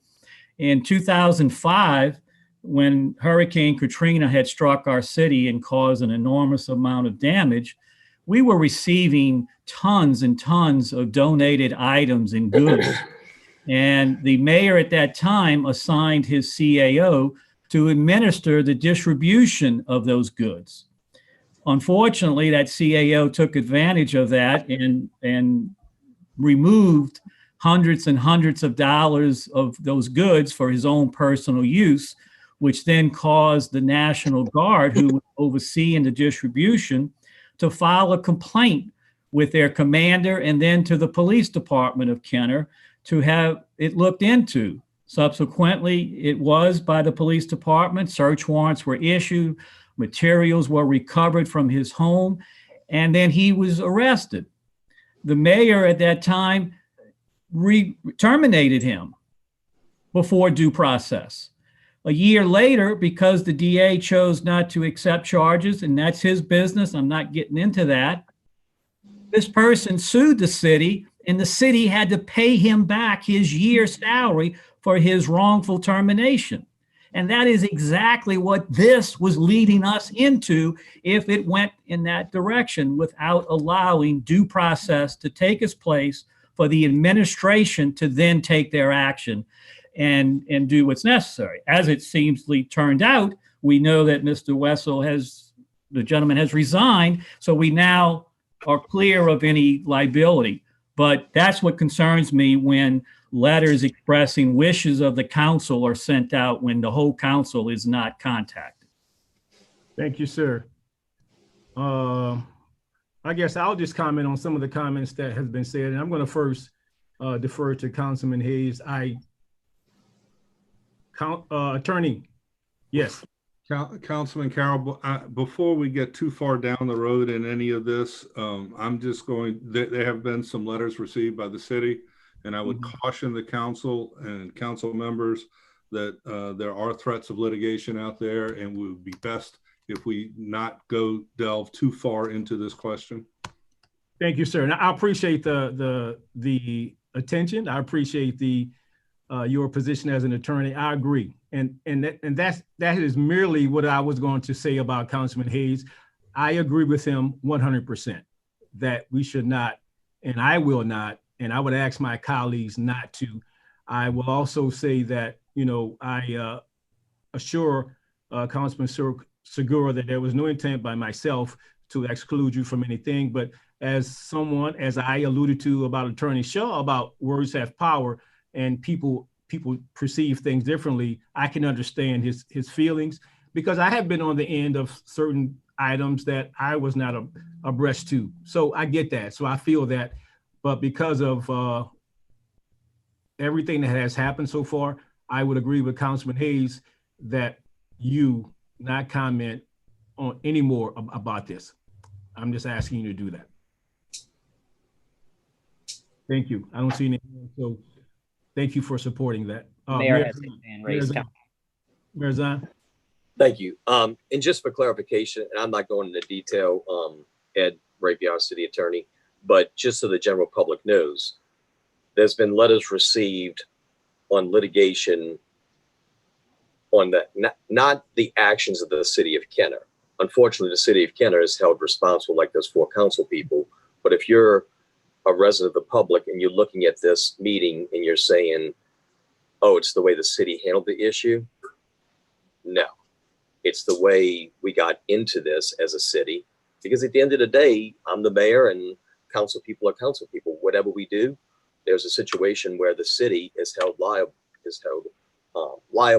just like these 4 council people are potentially being held liable. So I just want to have clarification, because I don't want anybody to say, because I get the politics of this. This is all, the way the administration handled it. That's not the case. I don't think there'd be letters of potential litigation had that other letter not come out that Councilman Segura is speaking of. So if anybody's going to report on this, please report on it the correct way, or when you get behind your keyboard on Facebook, please type it the correct way, that it's not the actions of the city. And I hope I didn't go too far, city attorney, but I think the clarification was needed. Mayor, the threats of litigation have to do with the letter sent, but the threats are against the letter sent by somebody behind a keyboard will have fun with that. The letter sent by not the city, by the council members, because there was a letter sent by me in response. That's correct, but and the threats are against the city and the council members. Yeah, unfortunately, the city gets held liable for anyone who receives a paycheck from the city of Kenner. Are you finished, Mayor? Yeah, I'm sorry. I do have one thing to talk about the Zoom meetings, but we kind of got off of that, where Councilwoman McKinney did not have her option to vote. But when you come back to that, I'll be glad. I don't want to stop anybody else from speaking, Councilman. Councilman Wilmot, you have the floor. I'm just going to be a brief second, Mr. President. I just wanted to say there's certain due processes that are involved in that situation, and I think it's important that they be pursued or have been pursued or were attempted to be pursued. But nonetheless, I think it's also important, since there have been statements of potential litigation, that no further comments will be made. Thank you. Yeah, and I appreciate that. I just like to say that based on the mayor's comments and the attorney for clarification, that we are all part of the city of Kenner. And when things happen, we are all involved as it relates to governing, as it relates to policy, as it relates to dealing with the public. And that is just the way that it is. I'm not going to go into details about things, but I believe it is my job as the council member, like everyone else, and whatever role you have, is to uphold and to support the city of Kenner in the best way that we can. I do not believe I did anything other than my job to bring notice to a situation that had happened. That's what I did. It's like we have done things as a city that has brought litigation, because we get litigation every day. Every day, I'm sure there's something that we are sued about or addressed that people don't like. So that is part of the job. I think we have to be big boys and big girls about that. As long as we believe, as long as we approach it properly, and I think we did. We didn't do anything, in my opinion.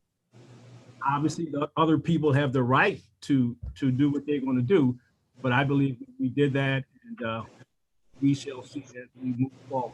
It's like we shall see on other litigations that we are dealing with right now through the city of Kenner.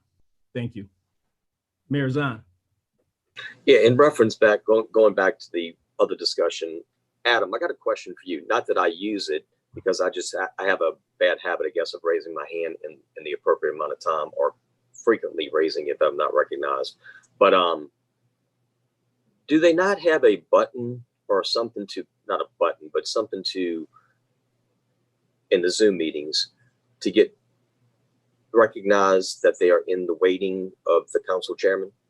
Yes, there is a hand raise function within the meeting. The public actually uses it to make their comments. But if you're on a Windows laptop, if you hold down the Alt key and hit Y, it will raise your hand in the meetings. It'll move your square up to the top left corner of the meeting, so that it's easy to recognize that you do have your hand up. And going back to the beginning, when we started these Zoom meetings, I believe everybody was notified how to use that properly, correct?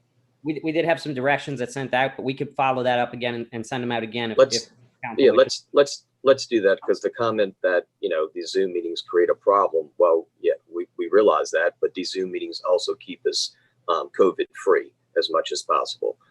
One of you all have had COVID within the last couple of weeks.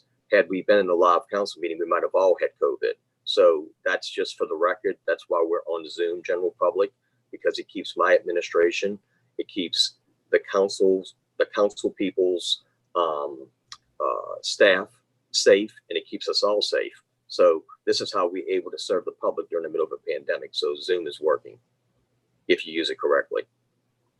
Yeah, I agree. And I think we have no choice. We have no choice but not to use Zoom. We have to do that.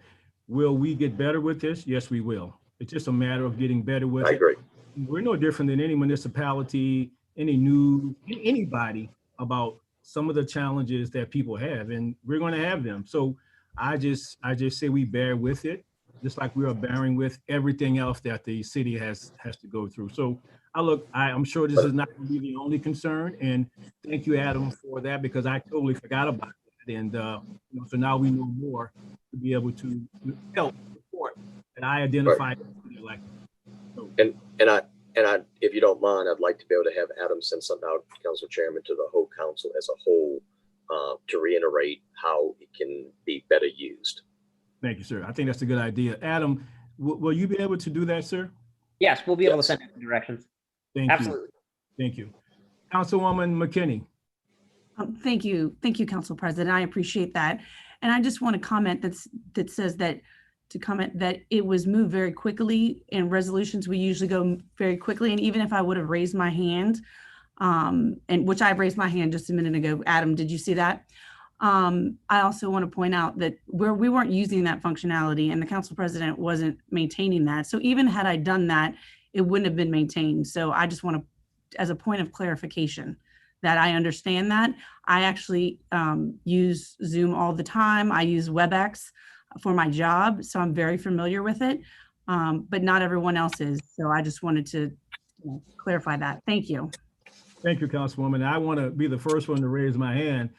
And just to let everybody know, Ms. Foshee refers to me as the social media IT dinosaur, and I am. If you want to ask my assistant, so I am a dinosaur as it relates to that, and that's just what I am. Obviously, I like all the support that I get from people to bring me into the 21st century where I need to be. But thank you guys for that. Are there any more hands up from the council? And I'm checking real close to see, I don't see any hands. So I'll take an opportunity just to say that I would like to personally thank the City of Kenner KTV with our first virtual Martin Luther King Jr. program. We have been doing the physical march for 37 plus years, and that is what the people have become accustomed to. But obviously, we could not do that this year. I think with the coordination with the administration, the mayor's office, that we tried to push this along as far as we can to see what we could do. But at the end of the day, it came down to we could not responsibly have that march. And I think more people understand that today than they did before the march itself. So, thank KTV. On a short notice, we were able to put something together. I think it was done professionally. I think every individual with the KTV provided myself, my assistant, and I want to also like to thank the Community Development Director, Attorney Shaw, for her support for contacting individuals to put this together. So, we were no different than anybody else. I think ours, and obviously I'm a little biased, was a little bit better than some other people, but that's just my personal opinion. And I think if we have to do it again, we will learn from this as we move forward, where we will definitely have to do more things virtually. And I apologize for not being part of the meeting with the realtors and the consultants as it relates to Rivertown and Laketown, because I had some personal stuff to do with my so I will be part of that meeting. I made the first two, but I look forward to meetings in the future. So thank KTV, thank my assistant, thank Attorney Shaw, thank Pastor Mitchell. I'd like to thank Mr. Robert Fisher. I would like to thank former Councilman Mark Johnson, Minister Linda Wright for the music, and KTV again. I can't say it so many times. Thank the theater for the backdrop and all of that. And I think at the end of the day, we did a good job with that. Also attended a fundraiser that was put on by Mr. Brad Bohannon and his wife for the upcoming future, probably support to Councilman Brannigan's district for an upcoming project. And I don't want to talk anymore. I'd like to give Councilman Brannigan that opportunity to speak on that, sir, if you would. Gregory, what was that? Is that about the Esplanade Mall? No, it's about the fundraiser for your district, the park for challenged. Oh, okay.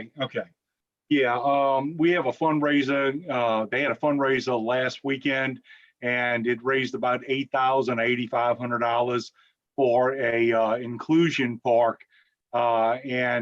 Basically, we're looking at different locations for the park, and it's going to be probably about a $500,000 project. And it's going to be a real asset wherever it ends up going. Thanks a lot. And I look forward for your leadership on this, to involve the rest of us on the council, to involve the mayor, to involve the administration, to see where we as council members, where we as citizens, where we have family members and friends that could benefit from this. Even though it's in your district, it is something for all of us in the city of Kenner and pretty much for the greater New Orleans area to use, along with the support that we receive from the fire department, the police department. So please keep us abreast, and I look forward to be able to support this in the future. And Greg, I will keep everybody in the loop of what's going on, because it is going to be an incredible addition, not only for District 4, but for the city of Kenner. Thank you, sir. And it was fantastic. And thanks for all the hard work from the Bohannons and all of the young men. I do not remember their fraternity, but they were there also supporting. And I think it's real good to see the young men that participated in support from the beginning to the end and everything they've done. So, we look forward to that. And before I finish, I just want to I guess address this to the mayor as it relates to the overall conversation we've been having. I have been getting a number of calls from individuals about the recreation department on a number of levels, but I think it is important to be able to establish where we are, where we're going, and how we're going to move forward with the recreation department. If the mayor, I would appreciate your comments on this, sir. Absolutely. I mean, as we all know that we've discussed in the past, and go back to fans in the stands, and we took kind of a whipping on that for some people thinking we weren't doing what we were supposed to be doing in recreation. We have been doing as much as we can in recreation. Councilman Carroll, you disagreed with me with these Zooms, because obviously we're in the middle of a pandemic. So that doesn't need to be said that we are in the middle of a pandemic, but we are. We're in the middle of a spike in a pandemic. So since day one, we've gradually reduced programming in recreation. Anything that's indoor absolutely was taken out and is still out. Anything that we can do outdoor, we have made sure that the recreation department with our recreation director has done anything that we can do outdoor. Now, as an organizer to the city of Kenner, I mean, yes, it is, because it falls under our recreation department, our director, but it is not, it is like the soccer program I talked about probably last council meeting that's getting nationwide attention, one of the soccer players. It's held by individuals that are volunteering but working on behalf with the city of Kenner to make some type of recreation possibilities out there. And we all know you don't play soccer inside. So that is something that's going on, I believe, at Green Lawn Playground, and that's happening over there. What's odd enough is that if you read the negative comments on Facebook not too long ago, and I think one of the council people called our recreation director to say, what is going on over at Green Lawn Playground? Lights are on and people are playing. Well, either you want that or you want nothing. I'm not talking to you, Councilman Carroll, but I'm answering your question. What do the people of Kenner, what does the council want? Do you want us to have something or have nothing? I think that one individual was upset because they weren't notified. Well, you know what? I think you were notified. You were notified at the last council meeting that there is a soccer program in place. And that soccer program is happening in the city of Kenner. I forget his name, but he's a Hispanic gentleman, and he has done a fantastic job overseeing that and getting that done with our recreation department and our recreation director. If we're going to get into, is baseball going to happen? Well, is the pandemic going to be over with before baseball season starts? I don't know. I don't think anybody on this council, on the public, can answer that. So can I answer that there's going to be a baseball program? I hope. I think I told y'all back in the Pontchartrain Center, I hope we're going to have a fall season, which was last fall. Whereas we all know during the fall, we all saw a spike in the pandemic. So that didn't happen. But Councilman Carroll, like previous conversations with you, just quickly conversations, we have talked about that we'd love to have, and I'm not going to give a date, but we'd love to have a summer date where we can institute some type of program outside. We would love to have a fall date that we can institute some type of football program or basketball program inside, if that happens, or a football program, obviously outside. If some people see some gyms being used, and I know I've gotten that, and we've had that conversation too, Councilman.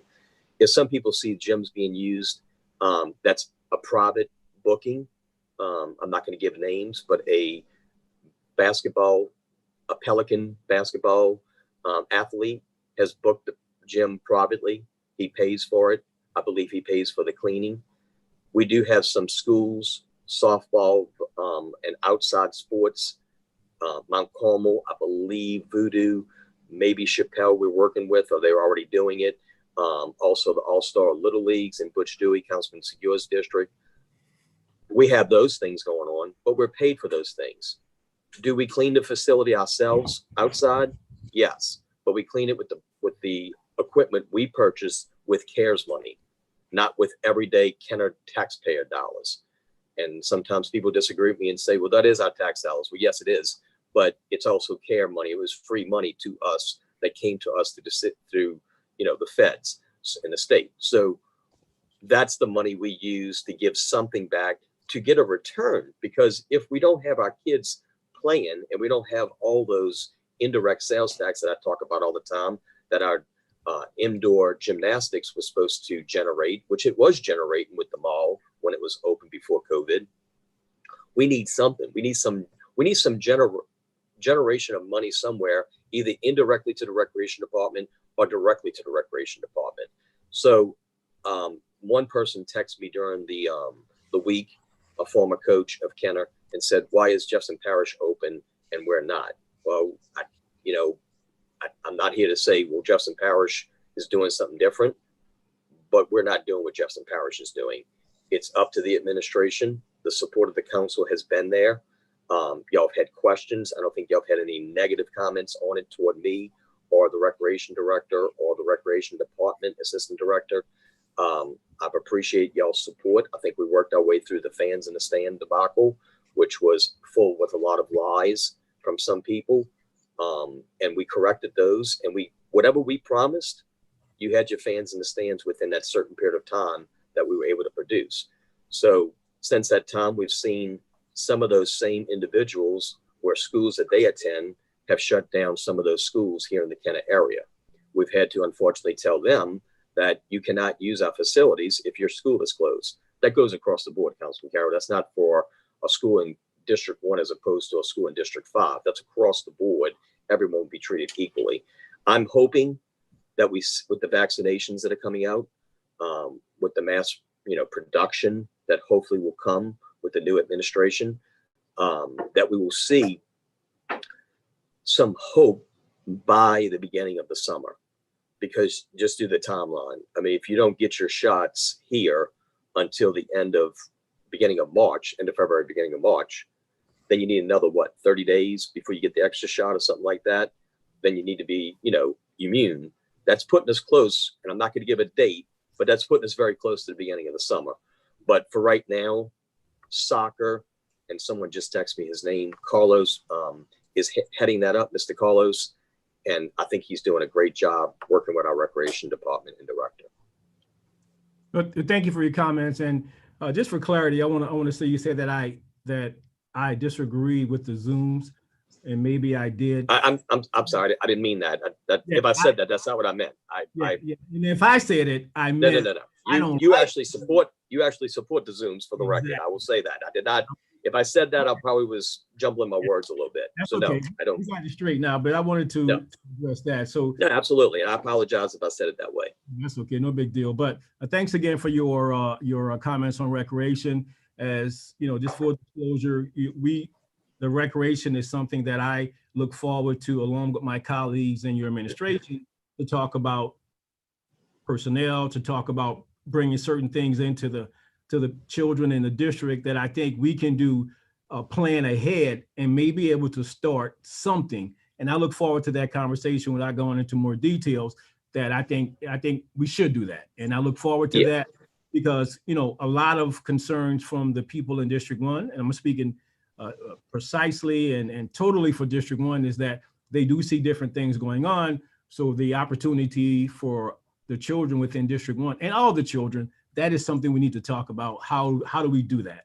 And how do we assign personnel to put safety first to deal with that? So we look forward to those.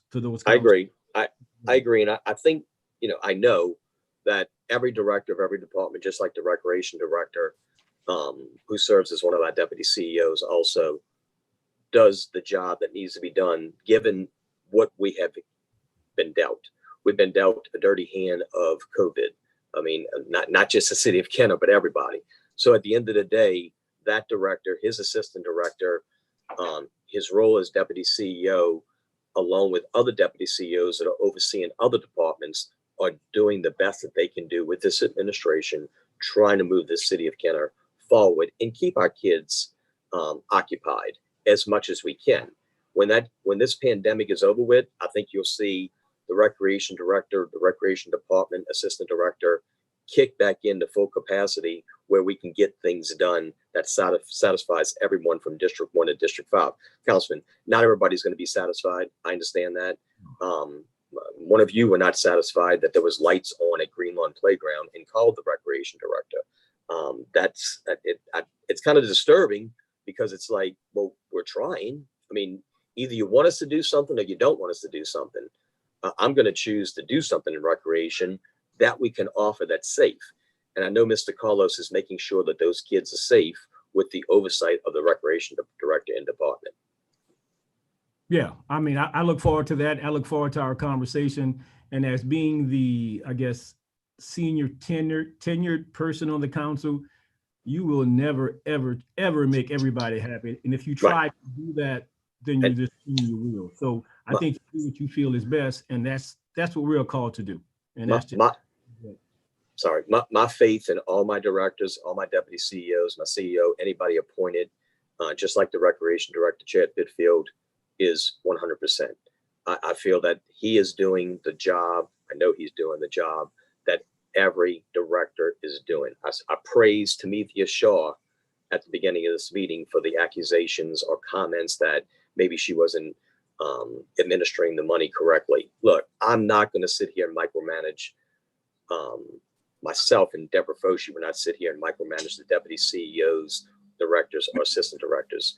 But don't think that they just go and do things on their own. They're going to pass it by their deputy CEO, their CEO, or me when something's in question. So again, our recreation director is doing the job with his staff, his assistant director, Diane Long, that Tamithia Shaw is doing with her assistant directors and every director in the city of Kenner, every deputy CEO in the city of Kenner. So I hope I'm making that clear.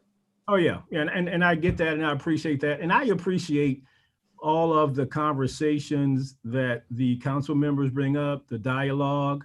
I know sometimes to people it may seem that either myself or other people are anti, but that's not it. I think it is great to hear people's side. It is great to hear Miss Stacy, Mr. Richard come up and talk. That's how I feel. That's what we have to do. We become better with that. So I look forward to that dialogue through my tenure as the council president.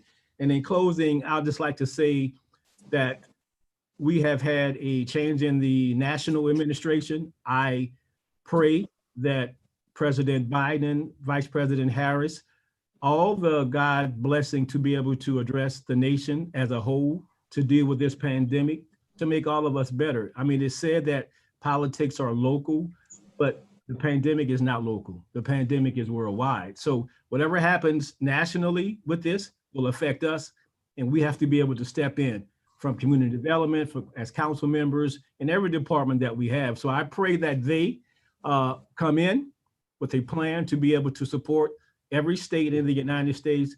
And obviously I'm biased toward the city of Kenner, Louisiana. So definitely looking forward to that. And as you all are, and we look forward to moving forward for our state and for our city. I believe Council. Yes, sir. Councilwoman McKinney has her hand raised as well. Yeah. Thank you, sir. Thank you for the support. I don't mind that, Adam, at all. Councilwoman McKinney, Councilman Willman, I see you. Councilman McKinney first. Thank you, Council President. And I just want to acknowledge, thank the mayor for his comments. And, I guess my question, and actually, I was one of the people who got complaints and questions about the lights being on at Green Lawn. So, my concerns are, I don't have any problem trusting Mr. Carlos. I don't recall his last name. With Muso. I'm sorry, Muso. Would it be? I'm sorry, Buso, something like that. I don't know. Raphael could probably say a lot better than me, huh, Raphael?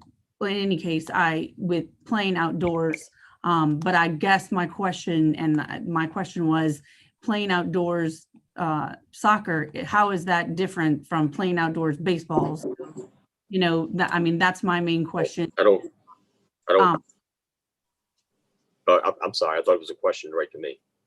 I mean, it is a question and I would like you to answer that, Okay. but I've not finished speaking. So thank you. So, how is that different? And it was also mentioned that, other schools are playing in facilities and doing that. So if other schools and other places are using facilities, especially indoor facilities, the liability for Kenner, obviously they're assuming that liability, but we're still putting ourselves at risk by having them hosting it in our facilities of outbreak.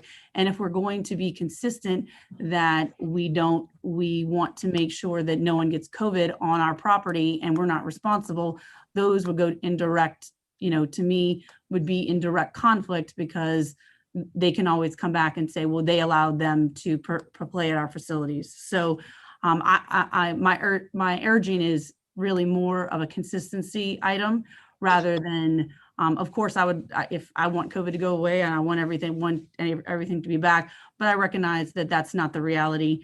But so I just want to make sure that, if soccer can play outdoors and there's no COVID risk, or there's a limited risk, I believe we as the city of Kenner should also, maybe we can talk to Mr. Carlos and find out what his procedures are and learn from him, so we can actually go and use the same diligence that he's doing in our recreation department, so we can actually open up and play those sports. So I appreciate that. Thank you.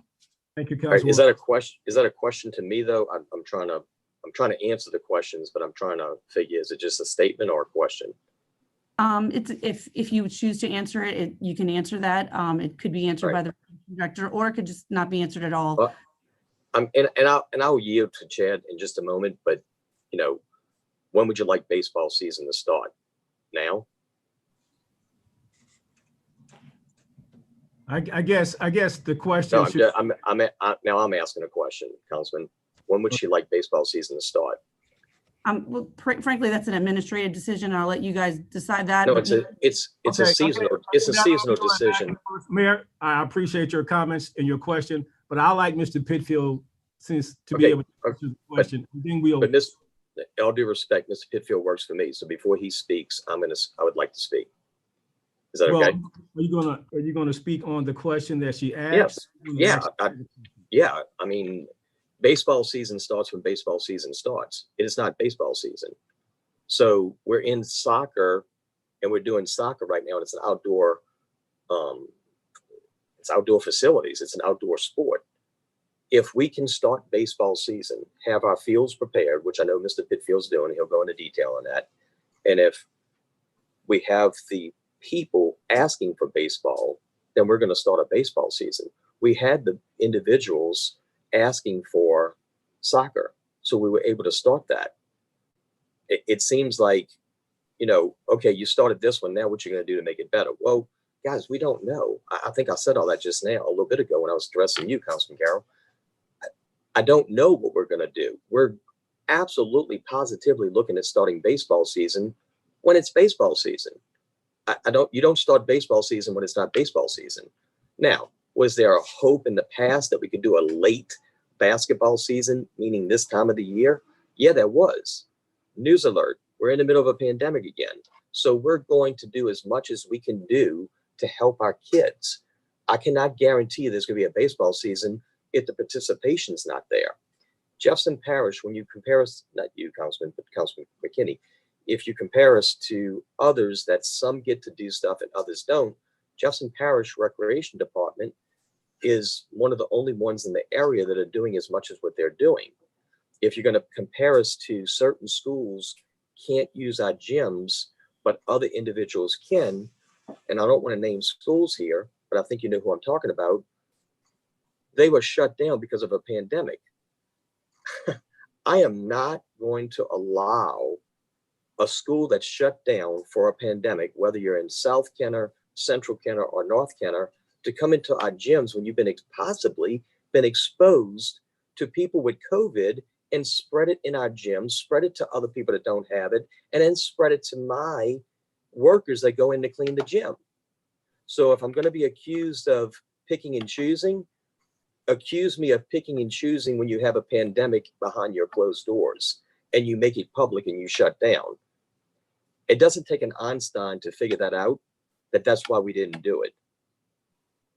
It's easier to staff in Jefferson Parish your personnel when you have a millage. If this council wants to go out and ask for a recreational millage, we'd be able to hire more people. I'm not promoting it, but I'm just saying, it's easy to sit here and say, why aren't you doing it? It's called a dollar sign. We don't have the dollars because we don't have a millage. In Jefferson Parish, you pay a millage for recreation. They're able to afford to have employees there during the middle of a pandemic. We don't have that luxury to do that. So there's a lot of moving parts, and I just feel like a broken record because I know each and every one of you all have heard me say this before. The public has heard me say this, but when we take one step forward, it's like, well, why aren't you doing this? I sometimes don't know what to say, but Councilman Carroll, I appreciate your questions. They were very vague, and not vague, but they were very, across the board of why we're doing what we're doing. You seem very satisfied. I don't know if Councilman McKinney is satisfied with my explanation, but sometimes the truth hurts. Well, I'm just going to say that because I believe, because of our questioning by everyone, this is why I feel we have to have another conversation as it relates. Absolutely.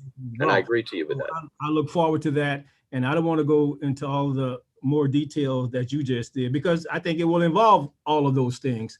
But, that is why we have to talk about and 15 minutes before this meeting, you and I had a good discussion with Councilman Fauché. That's not the right thing. With our CEO, Ms. Fauché.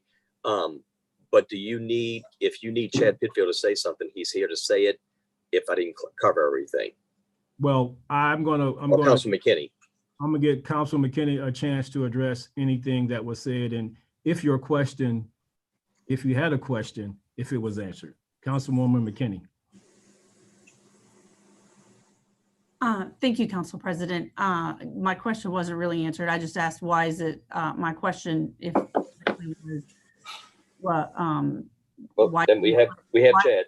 Why can we play soccer? Why is it okay to play soccer and not play baseball? Because baseball season, there are year-round baseball season as well. And since we're not playing basketball, there's no conflict with other sports. But I don't need an answer to that question. I'm okay without that response. So thank you. Thank you, Councilwoman. But I would like Mr. Pitfield, if he's here, if he would like to be able to address not only that question, but any question. Mr. Pitfield. Councilman Carroll, before he starts, can I just make a comment? Okay, all right. It's not baseball season. Again, if you take one thing away, public council administration, it is not baseball season. Either I don't know how to convey that correctly, or Councilman McKinney doesn't know how to hear it correctly. It is not baseball season. Mr. Pitfield. Mr. Pitfield, you have the floor, sir. Thank you. And look, I mean, the biggest thing is the resources we have citywide in the city of Kenner, from some of the comments the mayor said about our funding for the recreation department in the city, is we basically have citywide the same resources that JPRD has at each individual playground. I don't have the staff to run multiple sports at one time. When a program like soccer is running, our resources are allocated to the soccer program.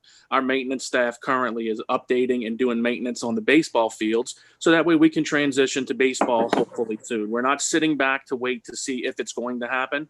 We're acting as if it is going to happen. As far as Jefferson Parish, look, we know the size of the parish in regards to individual municipalities.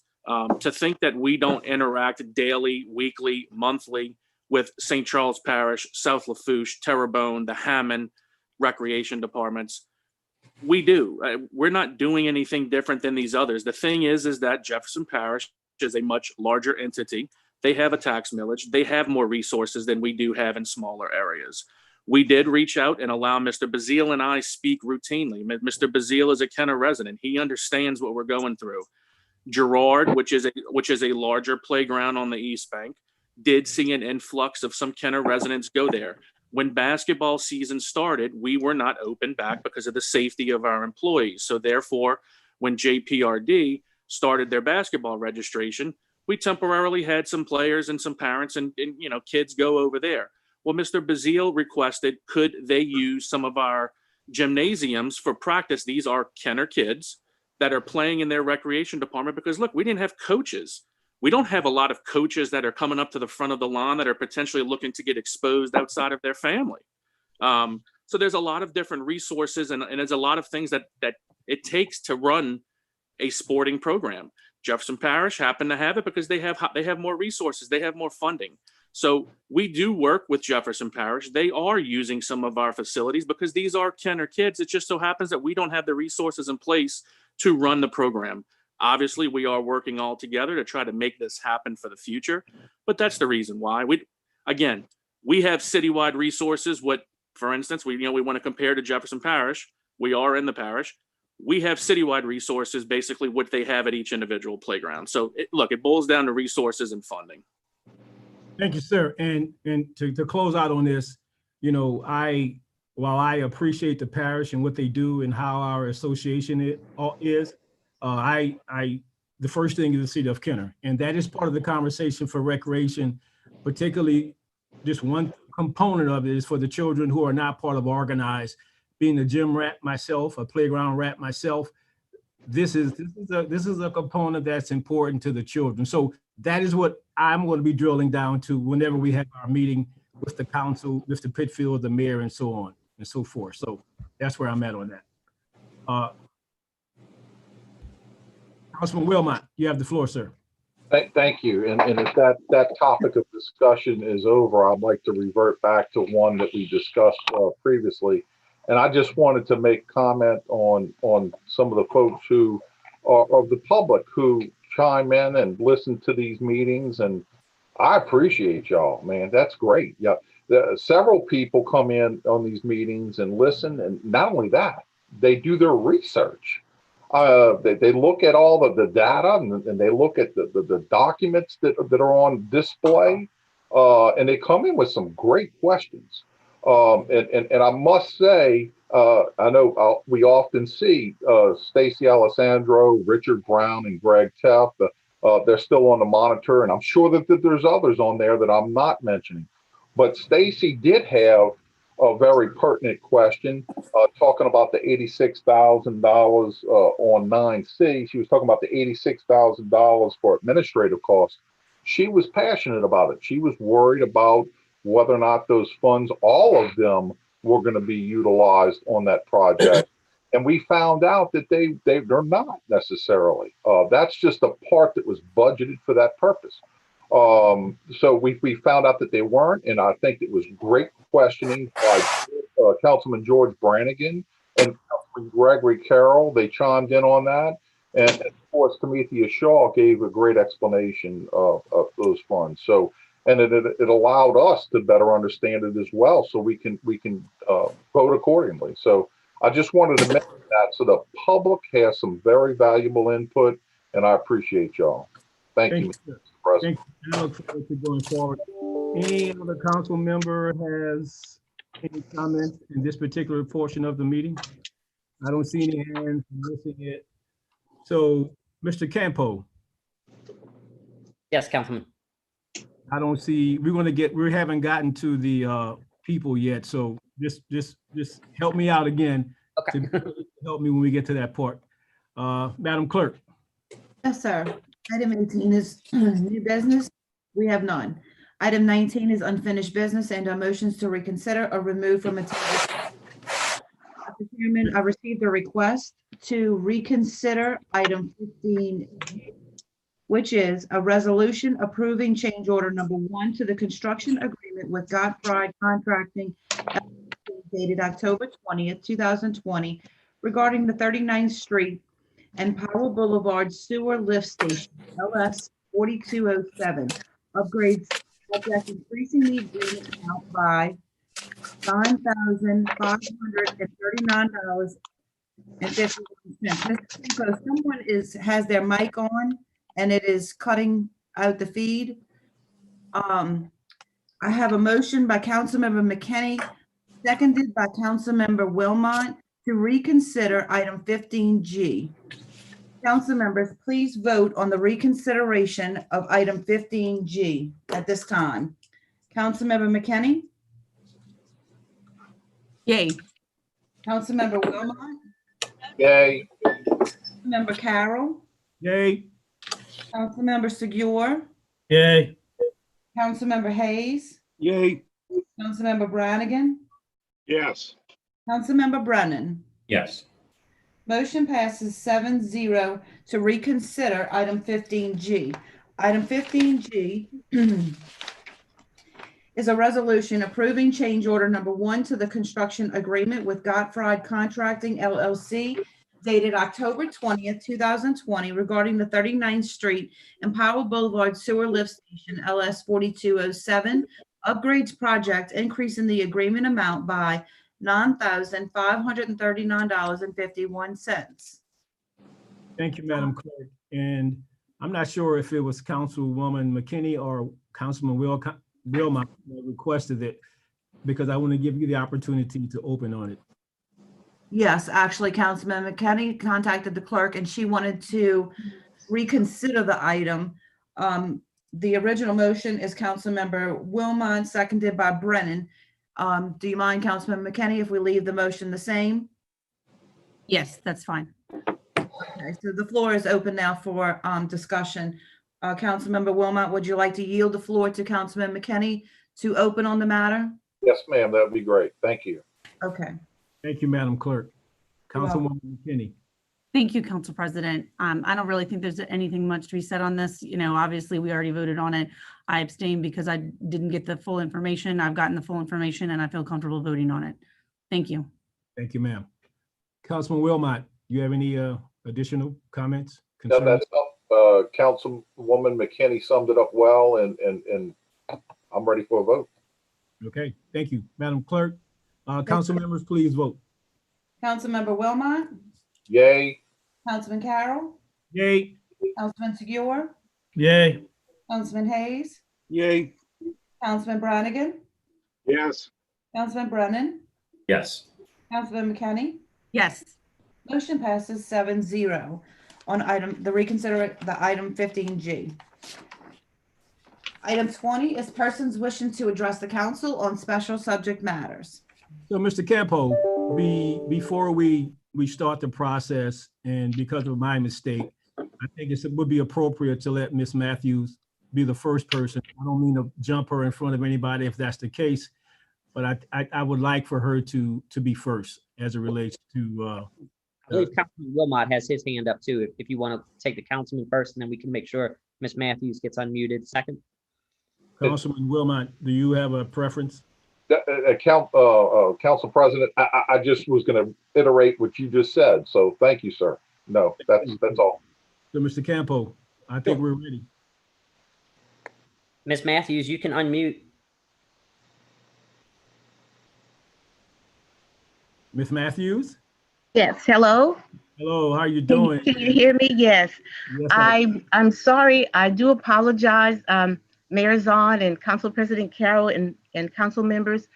Earlier, when somebody mentioned that they were closing, I guess I got excited and thought you were ending, and in my excitement to communicate my concern on an issue for the public, it wasn't connected to that particular item at the time. And I did everything I could to try to unmute myself to explain that I was trying to introduce a new item.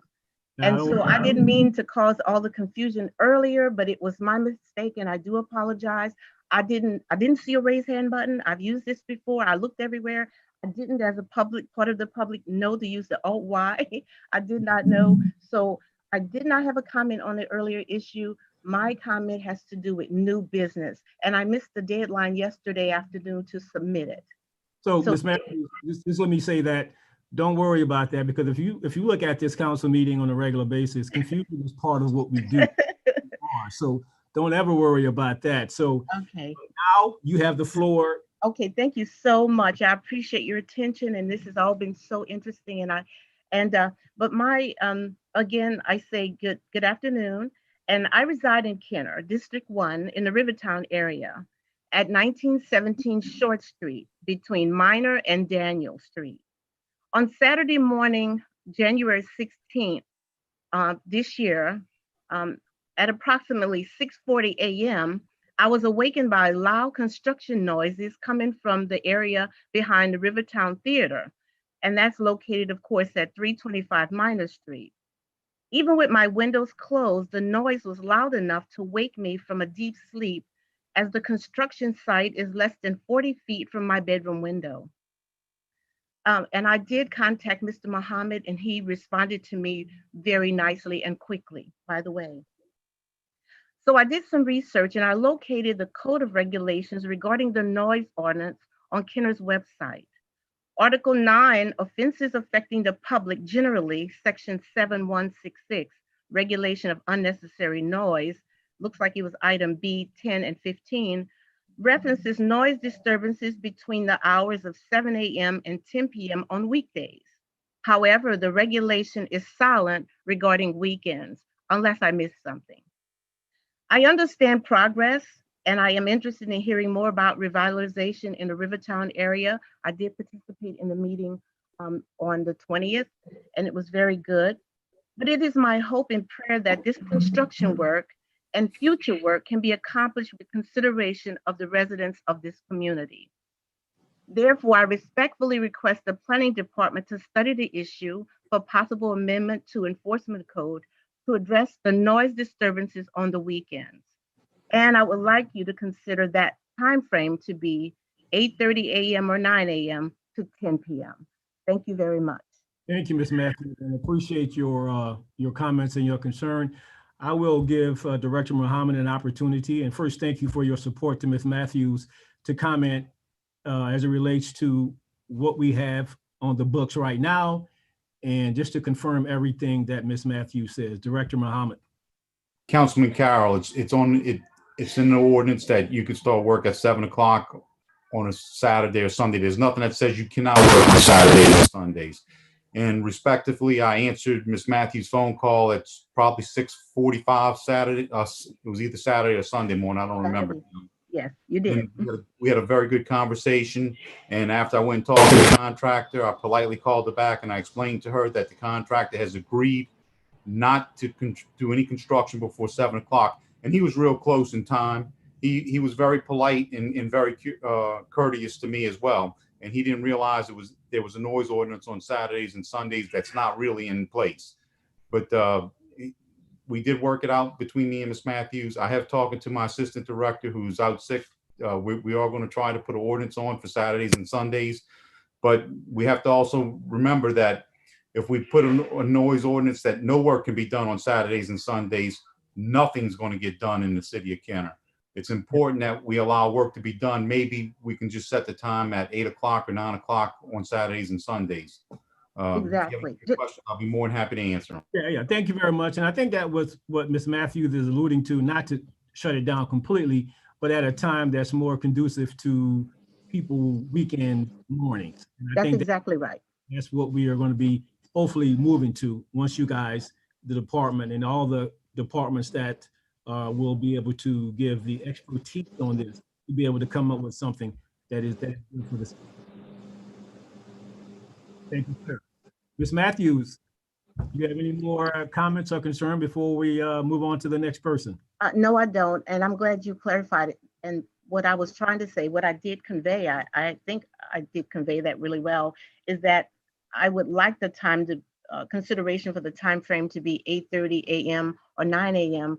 to 10 p.m. Not that I wanted to go away, construction to go away altogether on weekends. That is not my intention.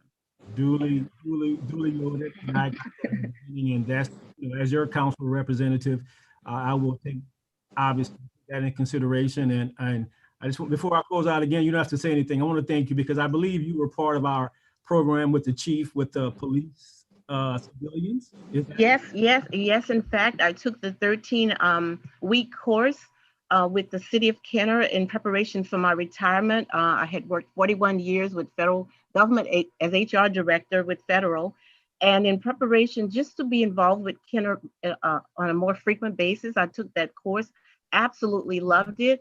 And for about a little bit over a year, I was president of the KCPAAA and enjoyed handing out donuts to all of the officers for all of the shifts. It was absolutely amazing. And doing some of the touch-a-truck and those things like that with the farmers.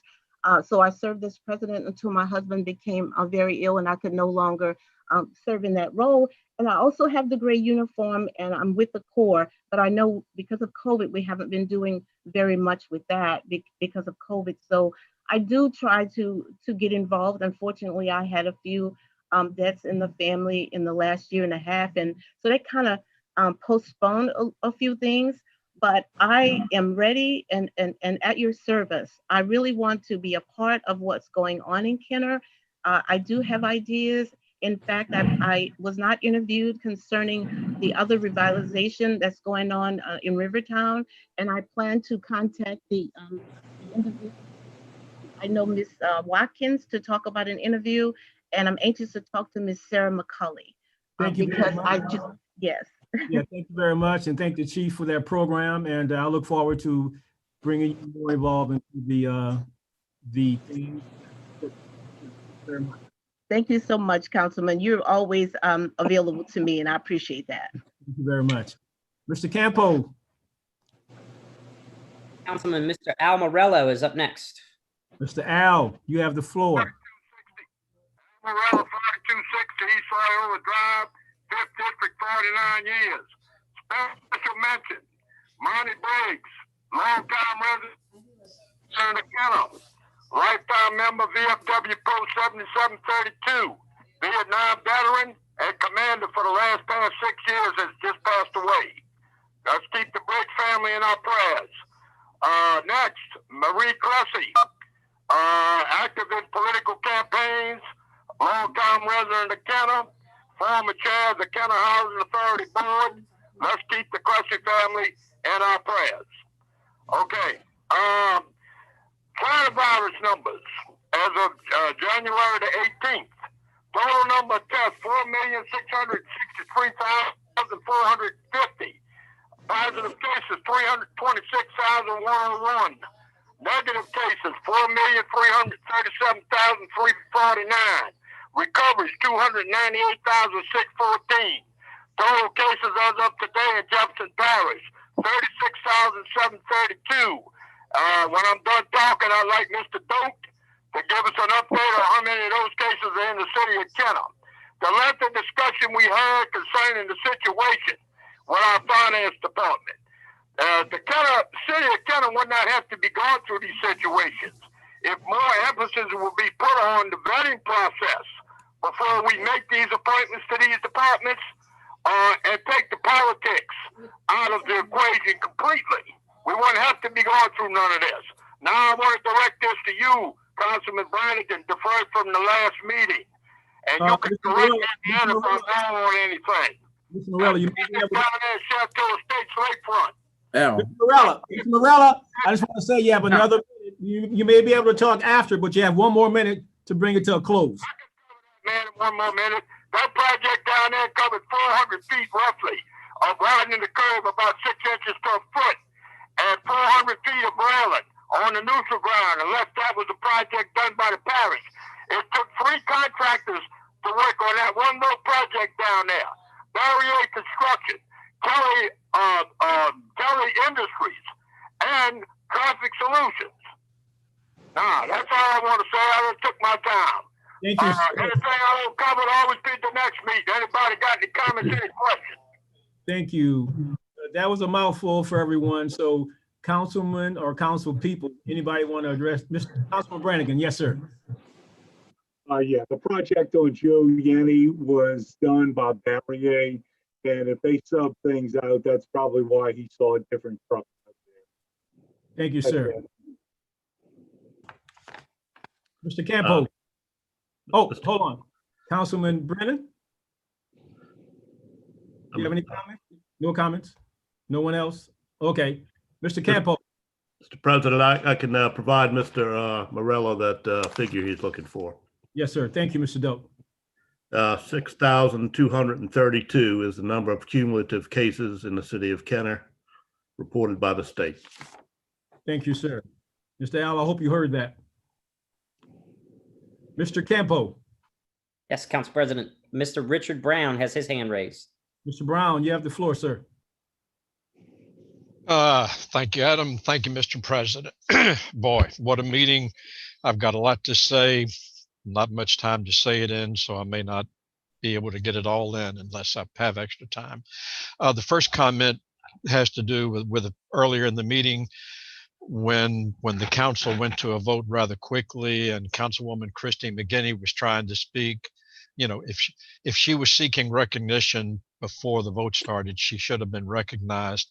My request here, or my comment as a professional parliamentarian and somebody who watches the council meetings, this is in part due to having the meetings in Zoom, but the council has had a habit of rushing to a vote very quickly before waiting to see if other council members wish to speak. So I just urge the council president and the clerk to please don't rush into a vote. Wait to see if there are any council members wishing to speak. Another point, I could be mistaken on this, but Mike Segur had raised the fact that several years ago, about 15 years ago after Hurricane Katrina, the city of Kenner had fired the CAO who sued the city and won. I could be mistaken. It's been 15 years and I haven't looked at this, but it's my understanding the CAO won back pay, not because he was fired, but on the basis that he was suspended without pay. And the court said the city had no right to suspend him without pay. He could have been suspended with pay. That's the reason he got back pay. Well, that's my understanding. If I'm mistaken, I'm sure someone will correct me. On the issue of the community development block grants, I don't think anybody was questioning Tamithia Shaw. We did have questions about the way the legislation appeared. She satisfied my questions, and I just she did an excellent job of explaining that not all of that $80-something thousand has to be used for administrative expenses. Now I have a question, and this is 1 minute, Mr. Brown. okay. Thank you. I have a question, and this maybe is for the city attorney, and it has to do with the settlement of the federal court lawsuit by Bob Ramelli against the city of Kenner and the mayor for the threatening the 22,000 counts of littering, and that the city paid the $215,000 settlement. The city supposedly claimed this was money owed to Ramelli anyway. My question is, what money was owed? What contract provision was it? And why wasn't it paid already? Because Ivy Waste took over 9 months ago. So specifically, what was the money that the city claims was owed? What provision of the contract was it owed under? And why wasn't it paid months ago if that's the case? Thank you. That's all I have. Thank you. Mr. Attorney. Mr. Brown, Councilman Carroll, we're still in litigation with Ramelli. I'm not going to comment on active litigation. Well, that particular case is not active. That's been settled. It's dismissed. You're correct, Mr. Brown, but we're still in other contract litigation with Mr. Ramelli, and I'm not going to comment on active litigation. Well, I'm not asking you to comment on anything else. My understanding was that you said this payment, the settlement in this case was actually for other things, and I'm asking, well, then what other things? Those other cases are still pending, but thank you. Correct. Thank you, Mr. Brown, and thank you, attorney. And on behalf of the attorney not feeling comfortable to address more, I can respect that and appreciate that. And as we move forward, and maybe Mr. Brown may be able to speak to Mr. Rapier off Zoom. That's always an opportunity to give him a call, because Mr. Rapier has always been supportive to answer stuff.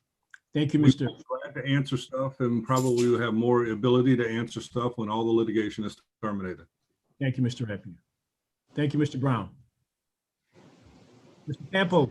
Councilman Miss Stacy has her hand raised. Ms. Stacy, you have the floor. Thank you very much, Adam. So I would like to ask the follow-up question. I am not asking about any active litigation. I have a question about settled litigation. The city has paid Bob Romelli, $215,000 on a federal lawsuit for damages for these 22,000 ridiculous litter citations. That was one specific case, and I'm asking specifically about that case. We've already paid him $215,000 of our money. What was that money for? There's a settlement agreement. Was it simply damages, a punishment for what the mayor did and these ridiculous litter citations? Or was it money we owed? We have a right to know an answer right now. I'm not asking about pending litigation. I'm asking about something that's already been settled. What was that $215,000 payment for? Damages or services rendered? Simple question. And if we can't get an answer to that right now, there's a huge problem. Huge. Thank you, Ms. Stacy. And Attorney, I would ask that we give the answer that has been publicly in the paper as it relates to the Settlement said, the settlement document says that the payment is made pursuant to the contract under the terms of the contract. And I'm not going to go into any further comment on this because there's still ongoing litigation on the contract. So, Ms. Stacy, that doesn't answer my question. Was it for services rendered or damages? Attorney, can you answer the yes or no? I'm not going to go into any further comment on it, Councilman Carroll, because we are in open litigation on the contract. Okay. I'm asking about damages we've already paid. What were they for? We didn't pay damages, Ms. Alessandro. You did not pay damages in the Romelli federal lawsuit. No, ma'am. No damages. No, it was ma'am. strictly for services rendered that we owed Romelli already. Then why didn't we pay to a year ago? And aren't those same figures being sued for in 24th JDC, which you're talking about, the open litigation? Yeah, Ms. Alessandro, you can, Council Chairman. You can say anything you want. The city is not going to comment any further on open litigation. Okay, so just as long, I'm very happy to know that we didn't pay any damages. I'm very happy to know that. And I'm glad you said that publicly because that satisfies what I needed to know. If we just paid $215,000 that we already owed him for services rendered, take it off our bill, then that's fine. That's fine. And I also want to clarify that I never accused Ms. Shaw of anything, Mayor Zahn. And if you want to know why you see the same people over and over commenting, the same citizens, it's because you have to have a thick skin to comment here. Because then your words get twisted around and snide comments get made. I have nothing but praise for Ms. Shaw. Nothing but praise. And I just had a simple question.